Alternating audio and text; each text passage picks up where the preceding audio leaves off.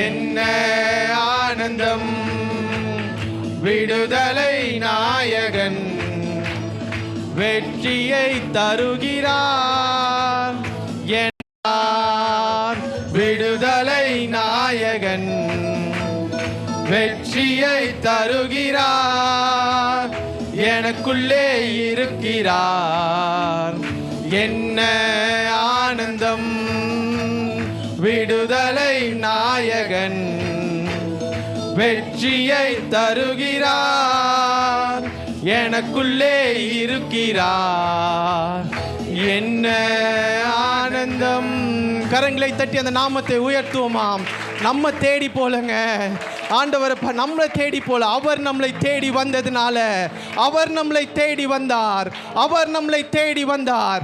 அவர் நம்மளை தேடி வந்தார். தேடி வந்தது மாத்திரமல்ல, நம்மளை கட்டி அணைத்து கொண்டாராம்.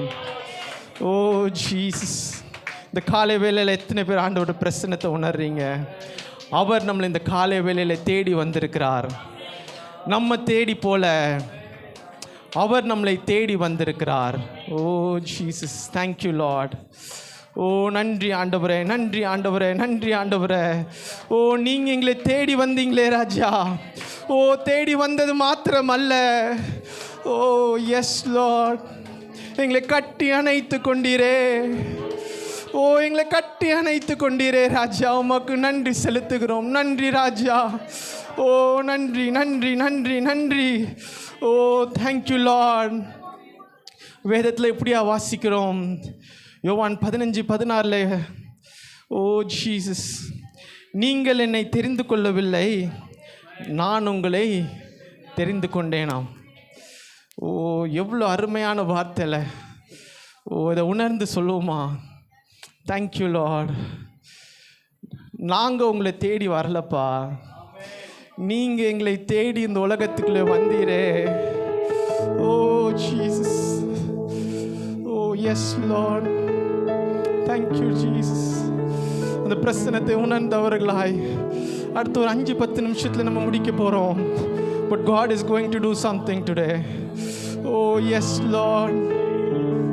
ஆண்டவர பிரசனத்தை உணர்ந்தவர்களாய், ஓ அப்பா நீங்கள் எங்களை தேடி வந்தீரே ராஜா. உமக்கு நன்றி. ஓ நன்றி ஆண்டவரே, நன்றி ஆண்டவரே. ஓ எஸ் லார்ட், நீங்கள் எங்களை தேடி வந்தீங்களே ராஜா. நீங்கள் எங்களை தேடி வந்தீங்களே ஆண்டவரே. ஓ நாங்கள் நல்லா இருக்கும் போது தேடி வரல ஆண்டவரே, நாங்கள் பாவிகளாக இருக்கையில் எங்களை தேடி வந்தீரே. ஓ எங்களை தேடி வந்து கட்டி அணைத்து முத்தம் செய்தீரே ராஜா. உமக்கு நன்றி செலுத்துகிறோம். Oh thank you Lord, thank you Lord, thank you Lord, thank you Jesus. நன்றி ஆண்டவரே, நன்றி ஆண்டவரே. ஓ உம்முடைய அளவில்லாத அன்பிற்காக நன்றி ஆண்டவரே. ஓ உம்முடைய அளவில்லாத அன்பிற்காக நன்றி ஆண்டவரே. ஓ ஜீசஸ். ஓ தேங்க்யூ லார்ட். அன்பின் கயிற்றால் என்னை இழுத்தி அணைக்கும் கரத்தால் என்னை அணைத்தீரும். அன்பின் கயிற்றால் என்னை இழுத்தி அணைக்கும் கரத்தால் என்னை அணைத்தீ. எதற்குமே உதவாத என்னை தேடி வந்தீர். எட்டாத உயரத்திலே என்னை கொண்டு வந்தீர். எதற்குமே உதவாத என்னை தேடி வந்தீர். எட்டாத உயரத்திலே என்னை கொண்டு வந்தீர். கண்மலையின் மறைவுக்குள்ளே என்னை நிறுத்தினீர். கரத்தின் நிழலினாலே என்னை மூடினீர். கண்மலையின் மறைவுக்குள்ளாய் என்னை நிறுத்தினீர். கரத்தின் நிழலினாலே என்னை மூடினீர். அன்பின் கயிற்றால் என்னை அழுத்தி மணிக்கும் என்னை அணைத்தீரும். அன்பின் கயிற்றால் என்னை இழுத்தீர் உம் அணைக்கும் கரத்தால் என்னை அணைத்தீர். குப்பையில் இருந்தேன் இயேசுவே உந்தன் கரத்தால் தூக்கி எடுத்தீர். குப்பையில் இருந்தேன் இயேசுவே, சொல்ல முடியுமா? கரத்தால் தூக்கி எடுத்தீர். உந்தனின் அன்பின் அடையாளமாகவே என்னை நீ நிறுத்தினீர் உலகிற்கு முன்னாலே. உந்தனின் அன்பின் அடையாளமாகவே என்னை நீ நிறுத்தினீர் உலகிற்கு முன்னாலே. எதற்குமே உதவாத என்னை தேடி வந்தீர். எட்டாத உயரத்திலே என்னை கொண்டு வந்தீர். எதற்குமே உதவாத என்னை தேடி வந்தீர். எட்டாத உயரத்திலே என்னை கொண்டு வந்தீர். கண்மலையின் மறைவுக்குள்ளாய் என்னை நிறுத்தினீர். கரத்தின் நிழலினாலே என்னை மூடினீர்.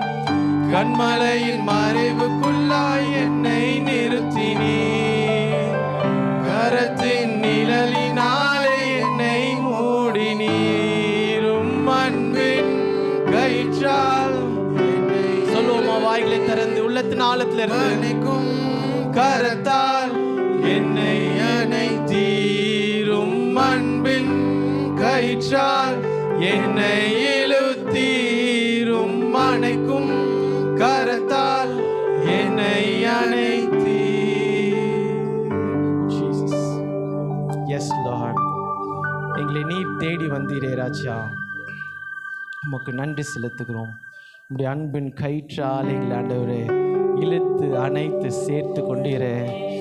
ஓ ஜீசஸ், நிறைய நேரத்தில் ஆண்டவரே நாங்கள் முடியாது கஷ்டம் என்று சொல்லும் போதெல்லாம் ஆண்டவரே வார்த்தைகளை கொடுத்து எங்களை தேற்றி, நீ ஓடு மகனே, நீ ஓடு மகளே, நான் உன்னுடனே கூட இருக்கிறேன் என்று சொல்லி எங்களை இம்மட்டும் வழி நடத்தின தேவனுக்கு நன்றி செலுத்துகிறோம். கரங்களை தட்டி அந்த தேவனுடைய நாமத்தை மகிமைப்படுத்துவோமா? தேங்க்யூ ஜீசஸ், நன்றி செலுத்துகிறோம் ஆண்டவரே.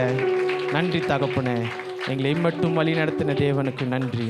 இனியும் நீர் எங்களை நடத்தி செல்வீரே ராஜா, உமக்கு நன்றி செலுத்துகிறோம்.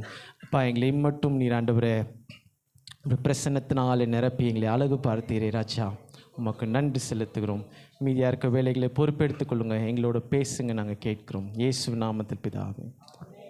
எல்லாரும் வேத புத்தகத்தை எடுத்துக்கொள்ள ஒரு சங்கீத பகுதி நம்ம எல்லாரும் சேர்ந்து எழுமி நின்று வாசிக்கலாம். 77வது சங்கீதம். 77வது சங்கீதத்தை வாசிப்போம். Page number 717.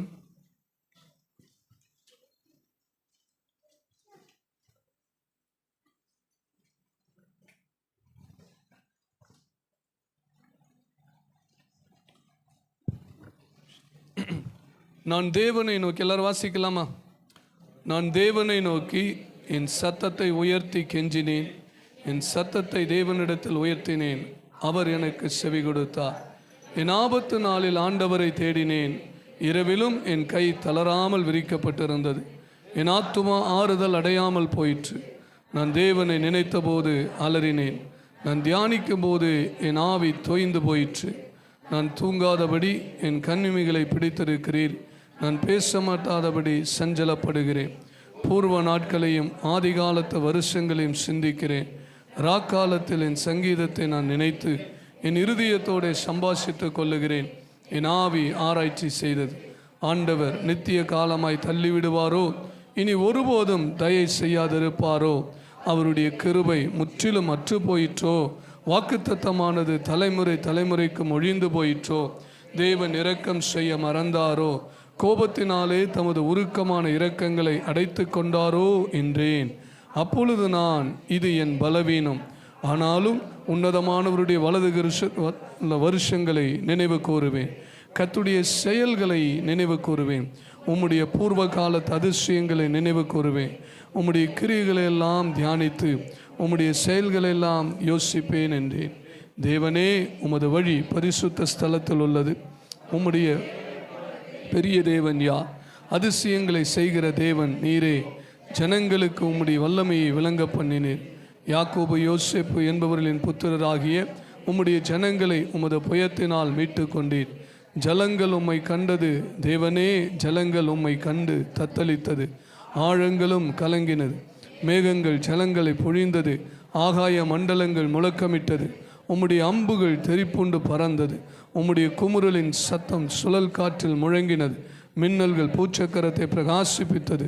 பூமி குலுங்கி அதிர்ந்தது. உமது வழி கடலிலும் உமது பாதைகள் திரண்ட தண்ணீர்களிலும் இருந்தது.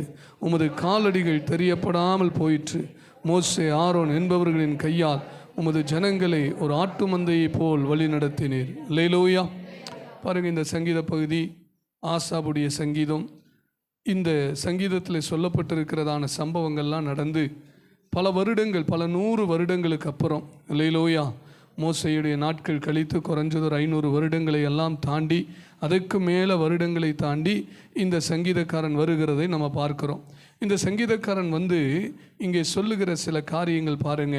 கர்த்தர் என்னை 7வது வசனத்திலிருந்து 6வது வசனத்திலிருந்து வாசிக்கும்போது, ராக்காலத்தில் என் சங்கீதத்தை நான் நினைத்து என் இருதயத்தோடே சம்பாஷித்துக்கொள். அப்படின்னு என்ன அர்த்தம்? என் இருதயத்தோடே பேசி கொண்டிருக்கிறேன். எதை பேசி கொண்டிருக்கிறேன்? என் ஆவி எனக்குள்ளே ஆராய்ச்சி செய்கிறது. இத்தனை நாட்களாக நம்ம ஜெபிக்கிறோம், இத்தனை நாட்களாய் கர்த்தரை தேடுகிறோம், ஒருவேளை நமக்கு இன்னும் பதில் வரவில்லை. அப்போ 7வது வசனத்தில் வாசிக்கும் போது, ஆண்டவர் நித்திய காலமாய் தள்ளி விடுவாரோ, இனி ஒருபோதும் தயை செய்யாதிருப்பாரோ? இதுவரைக்கும் பதிலை காணமே. ஆண்டவர் எங்களை மறந்துட்டாரா? ஆண்டவர் எங்களை தள்ளிவிட்டாரா? ஆண்டவர் இனி எங்களுக்காக தயவு செய்ய மாட்டாரா என்கிறதான சிந்தனைகள் மனதுக்குள்ளே வருகிறது. அந்த மனிதன் சொல்லுகிறான், நான் என் இருதயத்தோடு சம்பாஷித்து கொள்ளுகிறேன். இந்த காலவேளையில் ஒருவேளை அப்படிப்பட்ட நிலைமையில் நாம் வந்திருந்தால், இந்த கர்த்தருடைய வார்த்தைகளின் மூலமாய் கர்த்தர் நம்மை பலப்படுத்துவாராக. அல்லேலூயா. 8வது வசனத்தில் வாசிக்கிறோம், அவருடைய கிருபை முற்றிலும் அற்று போயிட்டோ. இத்தனை நாட்கள் போராடுகிறோமே, ஜெபிக்கிறோமே, உபவாசிக்கிறோமே, கண்ணீர் வடிக்கிறோமே, காரியங்களில் மாற்றம் ஒன்று வரலையே. அவருடைய கிருபை முற்றிலும் அற்று போயிட்டோ. வாக்குத்தத்தமானது தலைமுறை தலைமுறைக்கும் ஒளிந்து போயிற்றோ. தேவன் இரக்கம் செய்ய மறந்தாரோ. கோபத்தினாலே தமது உருக்கமான இரக்கங்களை அடைத்து கொண்டாரோ என்றேன். இதெல்லாம் நமக்குள்ளும் இந்த நாட்களில் ஒருவேளை காணப்படுகிறதா இருக்கலாம். ஆனாலும் பாருங்க, 10வது வசனத்தில் அதற்குரியதான பதிலை ஆசாபு சொல்லுகிறார். அப்பொழுது நான், இது என் பலவீனம். அநேக நேரங்களிலே இந்த பலவீனத்துக்குள்ளே நாமும் கடந்து வருகிறோம். கர்த்தர் அந்த பலவீனத்தை இந்த நாளிலே நம்மை விட்டு மாற்றுவாராக. எத்தனை பேர் ஆமென் சொல்ல விரும்புகிறீங்க? எந்த சூழ்நிலை வந்தாலும் கர்த்தருடைய இரக்கத்தையோ, கர்த்தருடைய கிருபையோ, கர்த்தருடைய வாக்குத்தத்தத்தையோ சந்தேகப்படாதபடி, அல்லேலூயா, விசுவாசத்தோடு அவருடைய இரக்கங்களுக்காக, வாக்குத்தத்தங்களுக்காக காத்திருக்கிற கிருபைகளை கர்த்தர் தருவாராக. வாஞ்சிக்கிறவர்கள் கர்த்தரை ஸ்தோத்திரம் பண்ணலாமா? காரணம், ஒரு நாளும் அவர் நம்மை தள்ளி விடுகிறவர் அல்ல. அல்லேலூயா. நமக்கு தயை செய்யாமல் இருப்பவர் அல்ல. ஆமேன். அவருடைய கிருபை முற்றிலும் அற்று போவதும் கிடையாது. தலைமுறை தலைமுறை அவருடைய வாக்குத்தத்தமானது ஒளிந்து போவதும் கிடையாது. எத்தனை பேர் விசுவாசிக்கிறீங்க? நம்முடைய தேவன் இரக்கம் செய்வதற்கு அவர் மறந்து போகிறவர் அல்ல. அல்லேலூயா. தமது உருக்கமான இரக்கங்களை அடைத்து கொள்ளுகிறவரும் அல்ல. ஆமேன். அப்போ இந்த சங்கீதக்காரன் என்ன செய்கிறான்? அப்பொழுது நான், இது என் பலவீனம் என்று சொல்லிவிட்டு அடுத்த காரியத்தை சொல்லுகிறார். ஆனாலும் உன்னதமானவருடைய வலதுகரத்தில் உள்ள வருஷங்களை நினைவு கூறுவேன், கர்த்தருடைய செயல்களை நினைவு கூறுவேன், உம்முடைய பூர்வ காலத்து அதிசயங்களை. பாருங்க, இன்னைக்கு அந்த ஒரு அனுபவம் நமக்குள்ள வேணும். ஆசாப் ஒரு வேளை கேள்வி கேட்கலாம், எனக்கும் மோசேக்கும் என்ன சம்பந்தம்? எனக்கும் செங்கடலுக்கும் என்ன சம்பந்தம்? எனக்கும் பார்வோனுக்கு என்ன சம்பந்தம்? அப்படியெல்லாம் கேள்வி கேட்கல.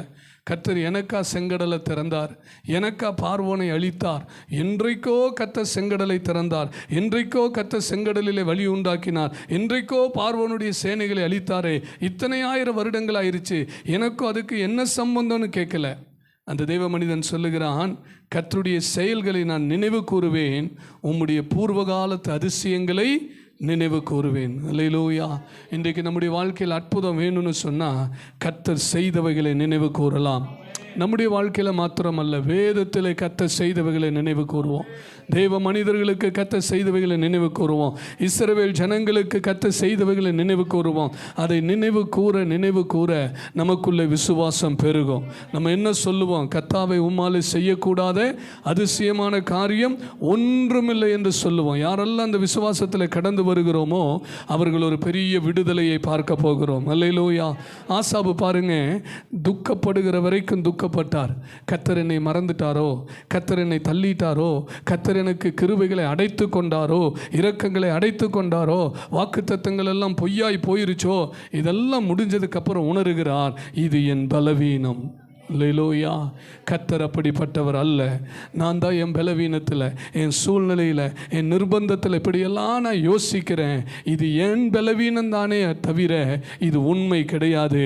காரணம், நம்முடைய கர்த்தர் நம்மை மறக்கிறவர் அல்ல. கரங்களை தட்டி கர்த்தரை ஸ்தோத்திரம் பண்ணலாமா? நன்றியோடு கர்த்தரை ஸ்தோத்திரம் பண்ணலாம். ஹல்லேலூயா, ஹல்லேலூயா. ஒரு நாளும் அவர் நம்மை மறக்கிறவர் அல்ல. ஒரு நாளும் அவர் நம்மை விட்டு விலகுகிறவர் அல்ல. நல்ல கைகளை தட்டி கர்த்தரை ஸ்தோத்திரம் பண்ணலாமா? ஆசாபு போல பலவீனப்பட்டு வந்திருக்கலாம். சரீரத்தின் வியாதி பலவீனங்கள் நிமித்தமாக, குடும்பத்தின் சூழ்நிலைகள் நிமித்தமாக, அநேக நாட்களாய் ஜெபித்து பதிலை காணாதது நிமித்தமாக ஒருவேளை பலவீனப்பட்டு வந்திருக்கலாம். ஆனால் இன்றைக்கு அதை அறிக்கை செய்யுங்க. ஆண்டவரே, இது என்னுடைய பலவீனம், இது எங்களுடைய பலவீனம். ஆண்டவரே, நாங்கள் இனி சந்தேகப்பட வேண்டாம், நாங்கள் இனி அவிசுவாசப்பட வேண்டாம், நாங்கள் இனி கலங்கி போக வேண்டாம். கர்த்தர் உம்முடைய கிருபை ஒரு நாளும் மாறுவதில்லை. அல்லேலூயா. அவன் சொல்லுகிறான், உம்முடைய கிரியைகளை எல்லாம் தியானித்து உம்முடைய செயல்களை எல்லாம் நான் யோசிக்கிறேன். தேவனே, உமது வழி பரிசுத்த ஸ்தலத்தில் உள்ளது. நம்முடைய தேவனை போல பெரிய தேவன் யார்? அல்லேலூயா. எத்தனை பேர் ஆமென் சொல்ல விரும்புகிறீங்க? ஒருவேளை அநேக நாட்கள் நம்ம ஜெபித்திருக்கிறோம், நமக்கு இன்னும் பதில் வரலைங்கிறதுனால நம்முடைய தேவனை ஒரு நாள் நம்ம மறக்கக்கூடாது. இன்றைக்கும் நமக்கு தெரியும், நம்முடைய தேவனை போல பெரியவர் ஒருவரும் இல்லை. உலகத்தில் இருப்பவனை காட்டிலும் பெரியவர் நம்மோடு கூட இருக்கிறார். கரங்களை தட்டி நன்றியோடு சொல்லுங்க. எங்கள் ஜெபத்துக்கு பதில் தாமதமாக இருந்தாலும், எங்கள் நிலைமைகள் இன்றைக்கும் மாறாமல் இருந்தாலும், இதுவரைக்கும் ஒரு பெரிய மாற்றத்தை நாங்கள் பார்க்காம இருந்தாலும், இயேசுவின் நாமத்தில் நாங்கள் அறிக்கை பண்ணுகிறோம், எங்கள் தேவனை போல பெரியவர் ஒருவரும் இல்லை. எங்கள் தேவனை போல கிருபை உள்ளவர், இரக்கம் உள்ளவர் ஒருவரும் இல்லப்பா. அதிசயங்களை செய்கிற தேவன் நீரே. ஹல்லேலூயா. ஜனங்களுக்கு உம்முடைய வல்லமையை விளங்க பண்ணினீர். ஆமென். இந்த அருமையான காலை நேரத்தில் கர்த்தர் நம்முடைய பலவீனங்கள், குறிப்பாக ஆசாபுக்குள்ளே காணப்பட்டது போல நம்முடைய இருதயத்துக்குள்ளே இருக்கிற எல்லா பலவீனங்கள், நம்முடைய சிந்தையில் இருக்கிற பலவீனங்களை எல்லாம் கர்த்தர் மாற்றி போடும்படி நல்ல கைகளை தட்டி நன்றியோடு கர்த்தரை ஸ்தோத்திரம் பண்ணலாமா? ஹல்லேலூயா, ஹல்லேலூயா, ஹல்லேலூயா, ஹல்லேலூயா. நல்ல சத்தமா துதிங்க. ஆண்டவர், எங்கள் பலவீனங்களை மன்னிங்க, எங்கள் குறைவுகளை மன்னிங்க, உங்கள் கிருபையை நாங்கள் சந்தேகப்பட்டதை மன்னிங்க, உங்கள் வாக்கு தத்தங்களை நாங்கள் சந்தேகப்பட்டதை மன்னிங்க, உங்கள் இரக்கங்களை நாங்கள் சந்தேகப்பட்டதை மன்னிங்க. தேவன் எங்களை தள்ளிவிட்டீரோ, தேவன் எங்களை மறந்து போனீரோ என்றெல்லாம் வந்த கேள்விகள் இயேசுவின் நாமத்தில் மன்னிங்க ஆண்டவரே. ஹல்லேலூயா. இது எங்களுடைய பலவீனம் தான் ஆண்டவரே. ஆனாலும் உன்னதமானவருடைய காலங்களை நாங்கள் நினைக்கிறோம், உம்முடைய கரத்தில் இருக்கிற வருஷங்களை நாங்கள் நினைக்கிறோம். இந்த நிமிடம் வரைக்கும் எங்களை தாங்கி ஏந்தி சுமந்து தப்புவித்த உம்முடைய தயவை நாங்கள் நினைக்கிறோம் ஆண்டவரே. ஹல்லேலூயா. எல்லாரும் சேர்ந்து அந்த கடைசியை பாடின அந்த கவியை நம்ம திரும்ப சொல்லலாம். ஹல்லேலூயா. பாட்டுதல் கொடுனாமே. அன்பின் கயிற்றா என்னை இழுத்தி, அணைக்கும் கரத்தால் என்னை அணைத்தி, அன்பின் கயிற்றா என்னை இழுத்தி, அணைக்கும் கரத்தால் என்னை அணைத்தி, எதற்குமே உதவாத என்னை தேடி வந்தீ, எட்டாத உயரத்திலே என்னை கொண்டு வந்தீ, எதற்குமே உதவாத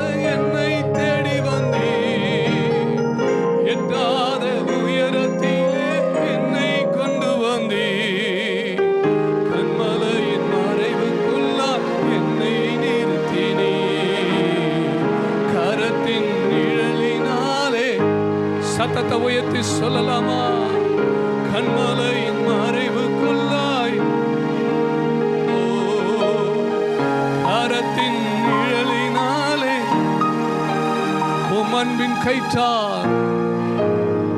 சொல்லுங்களேன், நம்முடைய பலவீனங்கள் எல்லாம் மாறட்டும், நம்முடைய பலவீனங்கள் எல்லாம் மறையட்டும். உன்னதமானவருடைய கரத்தில் இருக்கிற வருடங்களை நினைவு கூர்ந்து என்னை இழுத்தி உமனைக்கும் கயிற்று, என்னை அனைத்து குப்பையில் இருந்தே இயேசுவே உந்தன் கரத்தால் தூக்கி எடுத்தீ. குப்பையில் இருந்தே இயேசுவே உந்தன் கரத்தால் தூக்கி எடுத்தீ. உந்தனின் அன்பின் அடையாளமாகவே என்னை நிறுத்தினீர் உலகிற்கு முன்னாலே. உந்தனின் அன்பின் அடையாளமாகவே என்னை நிறுத்தினீர் உலகிற்கு முன்னாலே.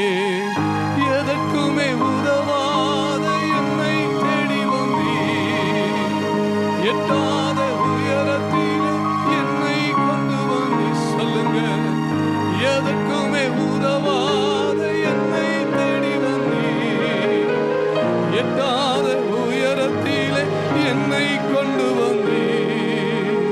கண்மலையின் மறைவுக்குள்ளாய் கரத்தின் நிழலினாலே பரிசுத்தரே. கண்மலையின் மறைவுக்குள்ளாய் வாய் திறந்து சொல்லலாம், கரத்தின் நிழலினாலே. ஆமென். உம் அன்பின் கயிற்றா என்னை இழுத்தி, உம் அணைக்கும் கரத்தா என்னை அணைத்தீ. ஆண்டவர் நித்திய காலமாய் தள்ளி விடுவாரோ? இனி ஒருபோதும் தயை செய்யாதிருப்பாரோ? உங்களுக்கு தயை செய்யாமல் இருப்பதற்காக ஆண்டவர் உங்களை தெரிந்து கொள்ளலையே. ஒரு நாள் இருந்தது, ஒரு காலம் இருந்தது, குப்பையில் கிடந்தோம், அநேகரால் ஒதுக்கப்பட்டு இருந்தோம், அநேகரால் வெறுக்கப்பட்டு இருந்தோம். எங்கோ இருந்த நம்மை கர்த்தர் தெரிந்து கொண்டு அழைத்து குப்பையிலிருந்து எடுத்து உயர்த்தி இந்த நிமிடம் வரைக்கும் கிருபைகளை, சுகத்தை, பலத்தை நிறைவாய் தந்தாரே. அதற்கு ஒரு முகாந்தரம் உண்டு, அதற்கு ஒரு நோக்கம் உண்டு. எத்தனை பேர் அதை அப்படி விசுவாசிக்கிறீங்க? என்னுடைய வாழ்க்கையில் இது தற்செயலாக நடக்கல. கர்த்தர் என்னை அழைத்தது, கர்த்தர் என்னை வேறு பிரித்தது, கர்த்தர் என்னை தெரிந்து கொண்டது, அவர் எனக்கு ரட்சிப்பை கொடுத்தது, ரட்சிப்பின் சந்தோஷத்தை கொடுத்தது. இம்மட்டும் கர்த்தர் என்னை உயர்த்தினது, நிறுத்தினது. இது ஒன்றும் தானாய் நடக்கல, இது ஒன்றும் தற்செயலாய் நடக்கல. இது கர்த்தருடைய அநாதி தீர்மானத்தின்படி நடந்தது. ஹல்லேலூயா. அந்த தேவனை குறித்து நான் இனி கடுகளவு சந்தேகப்பட மாட்டேன். எத்தனை பேர் ஆமென் சொல்றீங்க? ஓ, நித்திய காலமாய் தள்ளி விடுவாரோ? ஒருபோதும் தயை செய்யாதிருப்பாரோ? அவருடைய கிருபை முற்றிலும் அற்று போயிற்றோ? எத்தனை வாக்குத்தத்தங்களை தந்திருக்கிறார், அது தலைமுறை தலைமுறைக்கும் ஒழிந்து போயிற்றோ? தேவன் இரக்கம் செய்ய மறந்தாரோ? கோபத்தினாலே உருக்கமான இரக்கங்களை அடைத்து கொண்டாரோ? இது ஒன்றும் உண்மை அல்ல. இவைகளெல்லாம் நம்முடைய பலவீனம். கர்த்தர் இன்னும் கிருபை உள்ளவராக இந்த காலை வேளையில் கூடி வந்திருக்கிற ஒவ்வொருவரையும் கண்ணோக்கி பார்க்கிறபடினால நல்ல கைகளை தட்டி கர்த்தரை ஸ்தோத்திரம் பண்ணுவோம். இங்கே இருக்கிற சிறியோர் மேலும் பெரியோர் மேலும் வாலிபர் மேலும் அவர் கிருபை உள்ளவராக, தயவுள்ளவராக, இரக்கத்தில் ஐஸ்வர்யம் உள்ளவராக, வாக்குத்தத்தத்தில் உண்மை உள்ளவராக இருக்கிறபடினாலே ஹல்லேலூயா. ஓ, நன்றி செலுத்துகிறோம். இந்த மாதத்தில் உம்முடைய அதிசயங்களை எங்களுக்கு விளங்க பண்ணுவீராக, உம்முடைய அதிசயங்களை எங்களுக்கு காண்பிப்பீராக. இயேசுவின் மூலம் செபிக்கிறோம் பிதாவே. கைகளை தட்டி கர்த்தரை ஸ்தோத்திரம் பண்ணுவோம். நாம் யாவர் அமர்ந்திருக்கலாம்.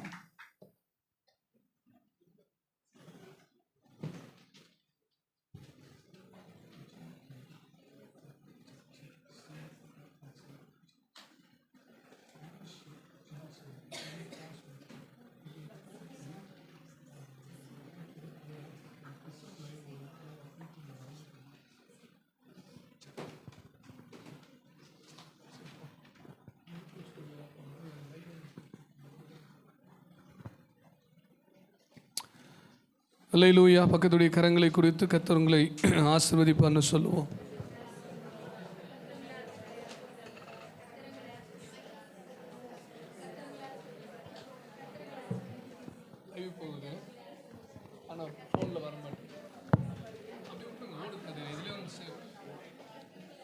சேவ் ஆகும், பின்னாடி கொடுத்துடலாம். சந்தோஷமா இருக்கீங்களா? எல்லா முகங்களும் பாருங்க, பக்கத்தில் சந்தோஷமா இருக்காங்களான்னு.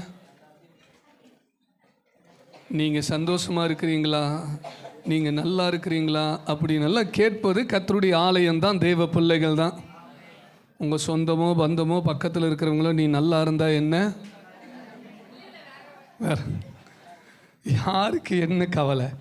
ஆனால் கர்த்தருடைய பிள்ளைகள் சுகமாக இருக்கும்படி, சந்தோஷமாக இருக்கும்படி வாஞ்சிப்பது தேவனுடைய சபை. கர்த்தர் அதை வாஞ்சிக்கிறார். அதனால தான் அப்போஸ்தலன் யோவான் சொல்லும்போது, பிரியமானவனே, உன் ஆத்துமா வாழ்வது போல நீ எல்லாவற்றிலும் வாழ்ந்து சுகமாக இருக்கும்படி வேண்டுகிறேன். பக்கத்தில் பட்சம் உங்களுக்காக நான் வேண்டிக்கிறேன், வாழ்ந்து சந்தோஷமாக இருங்க. ஆனால் வாழ்ந்துருக்கும் போது கர்த்தரை மறந்துடாதீங்க. அல்லேலூயா. ஏதோ பழமொழி சொல்லுவாங்க, அற்பனுக்கு வாழ்வு வந்தால்.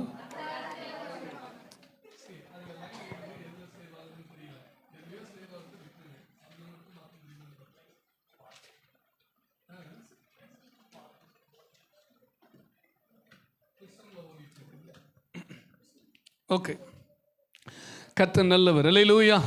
பக்கத்தில் பார்த்து சொல்லுங்க, நீங்கள் வாழ்ந்து சுகமாக இருக்கும்படி. ஆமாம், இந்த சில நேரத்தில் வண்டியில் பின்னாடி ஒற்றிருப்பானு, எந்த நிலை வந்தாலும் ஆமாம் மறவாதவர்கள் பாக்கியவான்கள். ஆமாம்.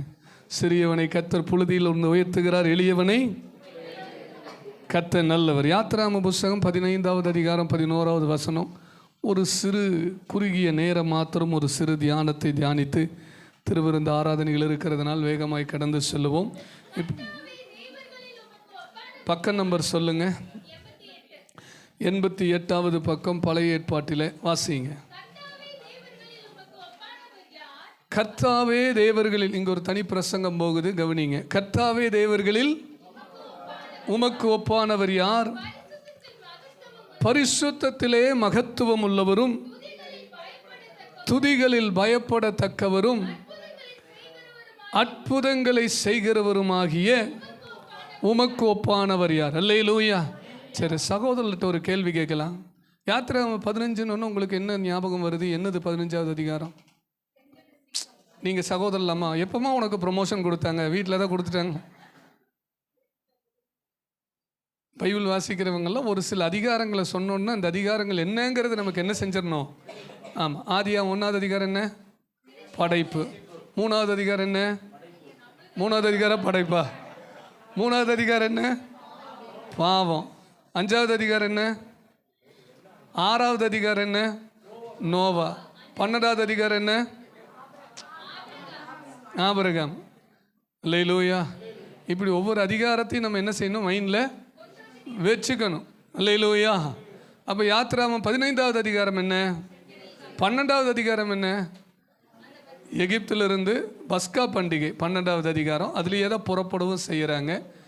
ஓகே, 15வது அதிகாரம் என்னன்னு கேட்டேன். 15வது அதிகாரம் இன்னும் பதில் வரல. 15வது அதிகாரம் என்ன? செங்கடல் இல்லை. 15வது அதிகாரம் தான் மோசே பாடுகிற பாட்டு. வேத ஆராய்ச்சியாளர் என்ன சொல்கிறாங்கன்னா, எபிரேய இலக்கியத்தில் கர்த்தரை புகழ்ந்து பாடின முதல் பாடல் அப்படிங்கிற ஒரு கருத்தை சொல்கிறாங்க. யாத்திராகமம் புஸ்தகம் 15வது அதிகாரம் செங்கடலை தாண்டி வந்த பிறகு மோசே கர்த்தரை துதித்து பாடுகிற ஒரு பாடல். அதுதான் யாத்திராகம புஸ்தகம் 15வது அதிகாரம். ஸோ எப்போவுமே நமக்கு அது சிந்தையில் இருக்கணும். அது என்னது? ஒரு நன்றி பாடல் அல்லது ஒரு துதி பாடல். 15வது அதிகாரம் அநேகமாக எபிரேய இலக்கியத்தில் கர்த்தரை துதித்து பாடின முதல் பாடலாக கூட அது இருக்கலாம். அல்லேலூயா. வாசித்த 11வது வசனத்தில் அநேக காரியங்கள் நம்ம அடிக்கடி தியானித்து கொண்டிருக்கிறோம். முதல் பகுதி என்னது? ஆமாம். இப்படி ஒரு தடவை ஒரு சிஎஸ்சி சர்ச்சில் இந்த பாட்டை பாடினோன்னு பிரச்சனை ஆயிடுச்சு. அது எப்படி நீங்கள் தேவர்களில் ஒப்பானவர் யாருன்னு பேசலாம்? நம்முடைய தேவனை தவிர வேறு தேவர்கள் இல்லை அப்படின்னு. அதுக்கப்புறம் அவங்களுக்கு வந்து இல்லைங்க இது பைபிள் வசனம் தான், நம்மெல்லாம் சொந்தமாக பாட்டு எழுதலை இல்லையில அப்படின்னு சொல்லி விளங்க பண்ணி அதுக்கப்புறம் பைபிள் வசனத்தை பார்த்ததுக்கப்புறம் தான் என்னாச்சு, ஆமாம் சமாதானமானாங்க. அல்லேலூயா. தேவர்களில் ஒப்பானவர் யார் என்று மோசே சொல்லும் போதும் சரி, இன்றைக்கும் சரி, கர்த்தரை தவிர வேறு தெய்வங்கள் அப்படின்னு சொல்கிறவங்க ஆமென் சொல்லலாமா? அப்புறம் ஏன் தேவர்களில் உமக்கு ஒப்பானவர்னு மோசே எழுதினார் என்று சொன்னால், அது அவருக்காக எழுதலை, மற்றவர்களுக்காக. மற்றவர்கள் என்ன நினைக்கிறாங்க, எங்களுடைய தெய்வம்தான் பெரியது. ஏன்னா எகிப்தில் பார்வோனுடைய பெரிய சவாலே என்னதுதான், நான் ஜனத்தை அனுப்பி விடுவதற்கு உங்கள் தேவன் யார், நான் அவருக்கு எதுக்கு செவி கொடுக்கணும். ஏன்னா உலகத்திலே யாருடைய கடவுள் தான் பவர்ஃபுல்லான கடவுள், எங்களுடைய கடவுள் தான் பவர்ஃபுல்லான கடவுள் என்று சொல்லி எகிப்தியருக்கு ஒரு சிந்தை இருந்தது, அவர்களுக்கு ஒரு எண்ணம் இருந்தது.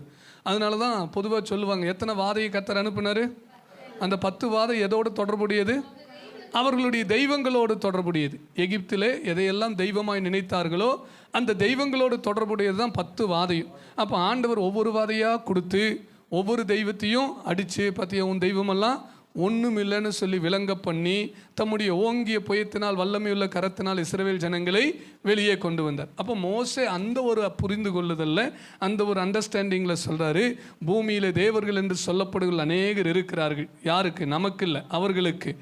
ஆனால் கர்த்தரை தவிர வேறு ஒரு தெய்வம் இல்லை. அல்லேலூயா. ஸோ இந்த காரியம் நமக்கு தெரியும். ஓகே, அடுத்த வசனம் என்ன வாசிச்சோம்? அடுத்த வார்த்தை, பரிசுத்தத்தில் மகத்துவம் உள்ளவர், துதிகளில் பயப்படத்தக்கவர் என்பதை நம்ம தியானித்திருக்கிறோம்.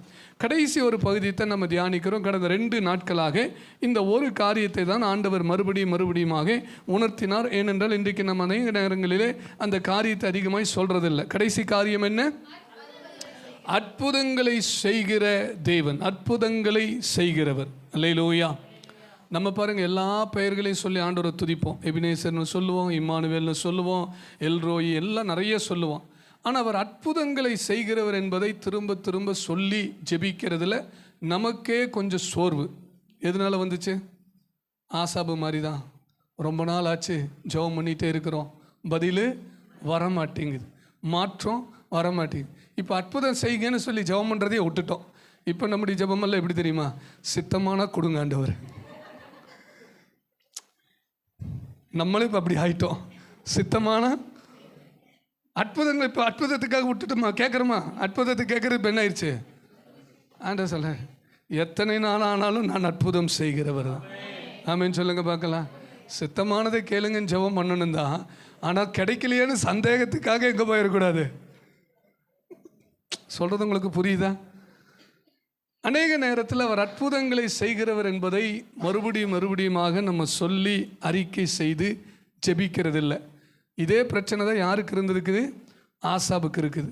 அதனால தான் அவர் ஒரு பெரிய பட்டியலெல்லாம் வாசித்து, கர்த்தர் மறந்து விட்டாரோ, கர்த்தர் தள்ளி விட்டாரோ எல்லாம் செஞ்சுட்டு கடைசியில் சொல்கிறாரு, இல்லை இது என்னுடைய, பக்கத்தில் பார்த்து கேளுங்க, பலமாக இருக்கிறீங்களா பலவீனமாக இருக்கிறீங்களா? சரீரத்தில் இல்லை, ஆவியில்.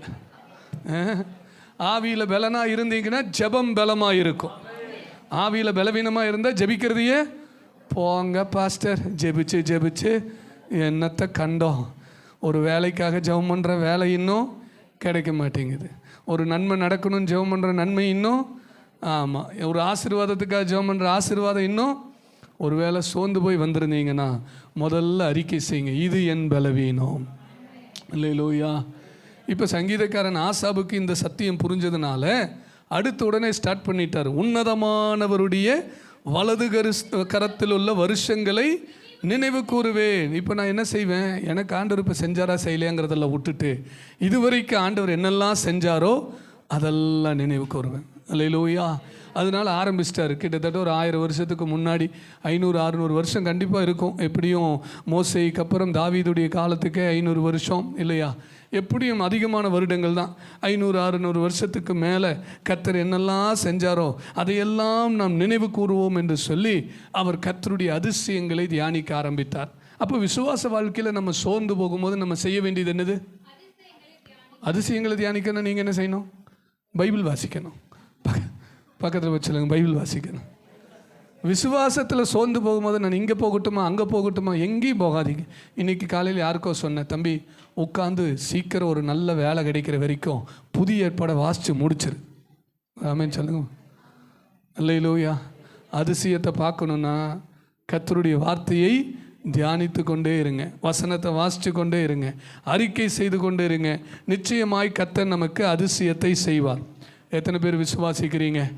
ஏன்னா அதிசயம் செய்வேன், அற்புதம் செய்வேன் என்று சொல்லுகிறவர் அதை அவர் உரிமை பாராட்டுகிறார். ஏசாயா 9வது அதிகாரம் 6வது வசனத்தில் அவருக்கு ஒரு பெயர் இருக்குது. வாசிங்க. நமக்கு ஒரு பாலகன் பிறந்தார்,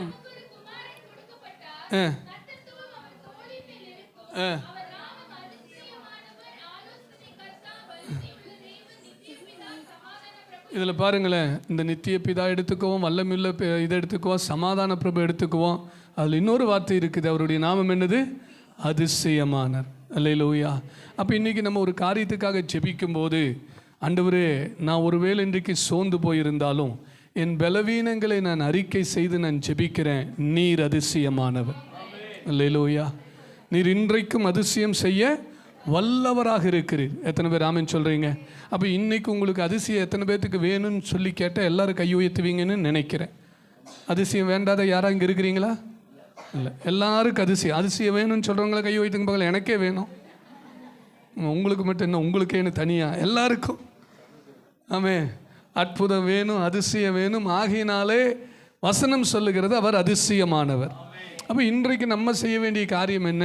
அதிசயமான தேவனை, ஆண்டவரே நீங்கள் அதிசயம் செய்யுங்கப்பா, நீங்கள் அற்புதம் செய்யுங்கப்பான்னு சொல்லி வசனங்களை அறிக்கை செய்து ஜெபித்து பெற்றுக்கொள்ள வேண்டியது தான் நம்முடைய கரத்தில் இருக்குது. பக்கத்தில் பட்சம் பெற்றுக்கொள்ள வேண்டியது தான் உங்கள் கரத்தில் இருக்குது. நம்ம யாரும் வாழைப்பழ சோம்பேறிகள் இல்லை, அப்படி தானே? ஆண்டவர் வழியை சொல்லியிருக்கிறார், வாக்குத்தத்தத்தை கொடுத்திருக்கிறார். போராடி பெற்றுக்கொள்ள வேண்டியது நம்முடைய கரத்தில் இருக்கிறது. யோபு 5:9 என்ன சொல்லுகிறது? ஆராய்ந்து முடியாத பெரிய காரியங்கள். அந்த வசனத்துக்கு பின்னாடி வருவேன், ஏன் அந்த வார்த்தையில் அப்படிப்பட்ட ஒரு வார்த்தை இருக்கிறது. மீகா 7:15 என்ன சொல்லுகிறது? அந்த நாளிலே நடந்தது போல உன்னை என்ன செய்வேன். ஆமாம், இந்த போட்டி நல்லா தான் இருக்குது. உங்களுக்கு வைக்கல, பிள்ளைகளுக்கு. நான் கூட இப்போ அதை யோசிச்சுட்டு இருந்தேன். டீச்சர்ஸ்கிட்ட பேசி அதை சொல்லணும்னு நினச்சேன். சில சபைகளில் இந்த மனப்பாட வசன போட்டி ரொம்ப அற்புதமாக நடக்குது. உடலிலே வச்சுலங்க பார்க்கலாம். ஆமாம், நம்மளும் என்ன செய்யலான்னா, இந்த அக்டோபர் பாதி ஆயிடுச்சா, நவம்பர் முதல் வாரத்தில் போட்டி வைக்கலாமா? முடியாதா? டிசம்பரில் வச்சா போட்டி நடத்த முடியாது, ஒரு வாரம் நடத்த முடியாதுமா, குறைஞ்சது 2-3 வாரம் நடத்தணும். சரி, அது நம்ம பேசுவோம். என்ன போட்டி தெரியுமா? வசனங்கள் எத்தனை மனப்பாடம் பண்ணுறதுன்னு போட்டி. அது உங்களுக்கு யோசிக்கலாம். ரொம்ப நல்லா இருந்தது அந்த ஒரு இது. நான் பார்த்தேன், அழகாக ஒரு புஸ்தகத்தை கொடுத்துட்டாங்க. அந்த புஸ்தகத்தை ஏஜ் குரூப் வைஸாக கொடுத்துட்டு மேக்ஸிமம் எவ்வளோ வசனம் சொல்கிறாங்க.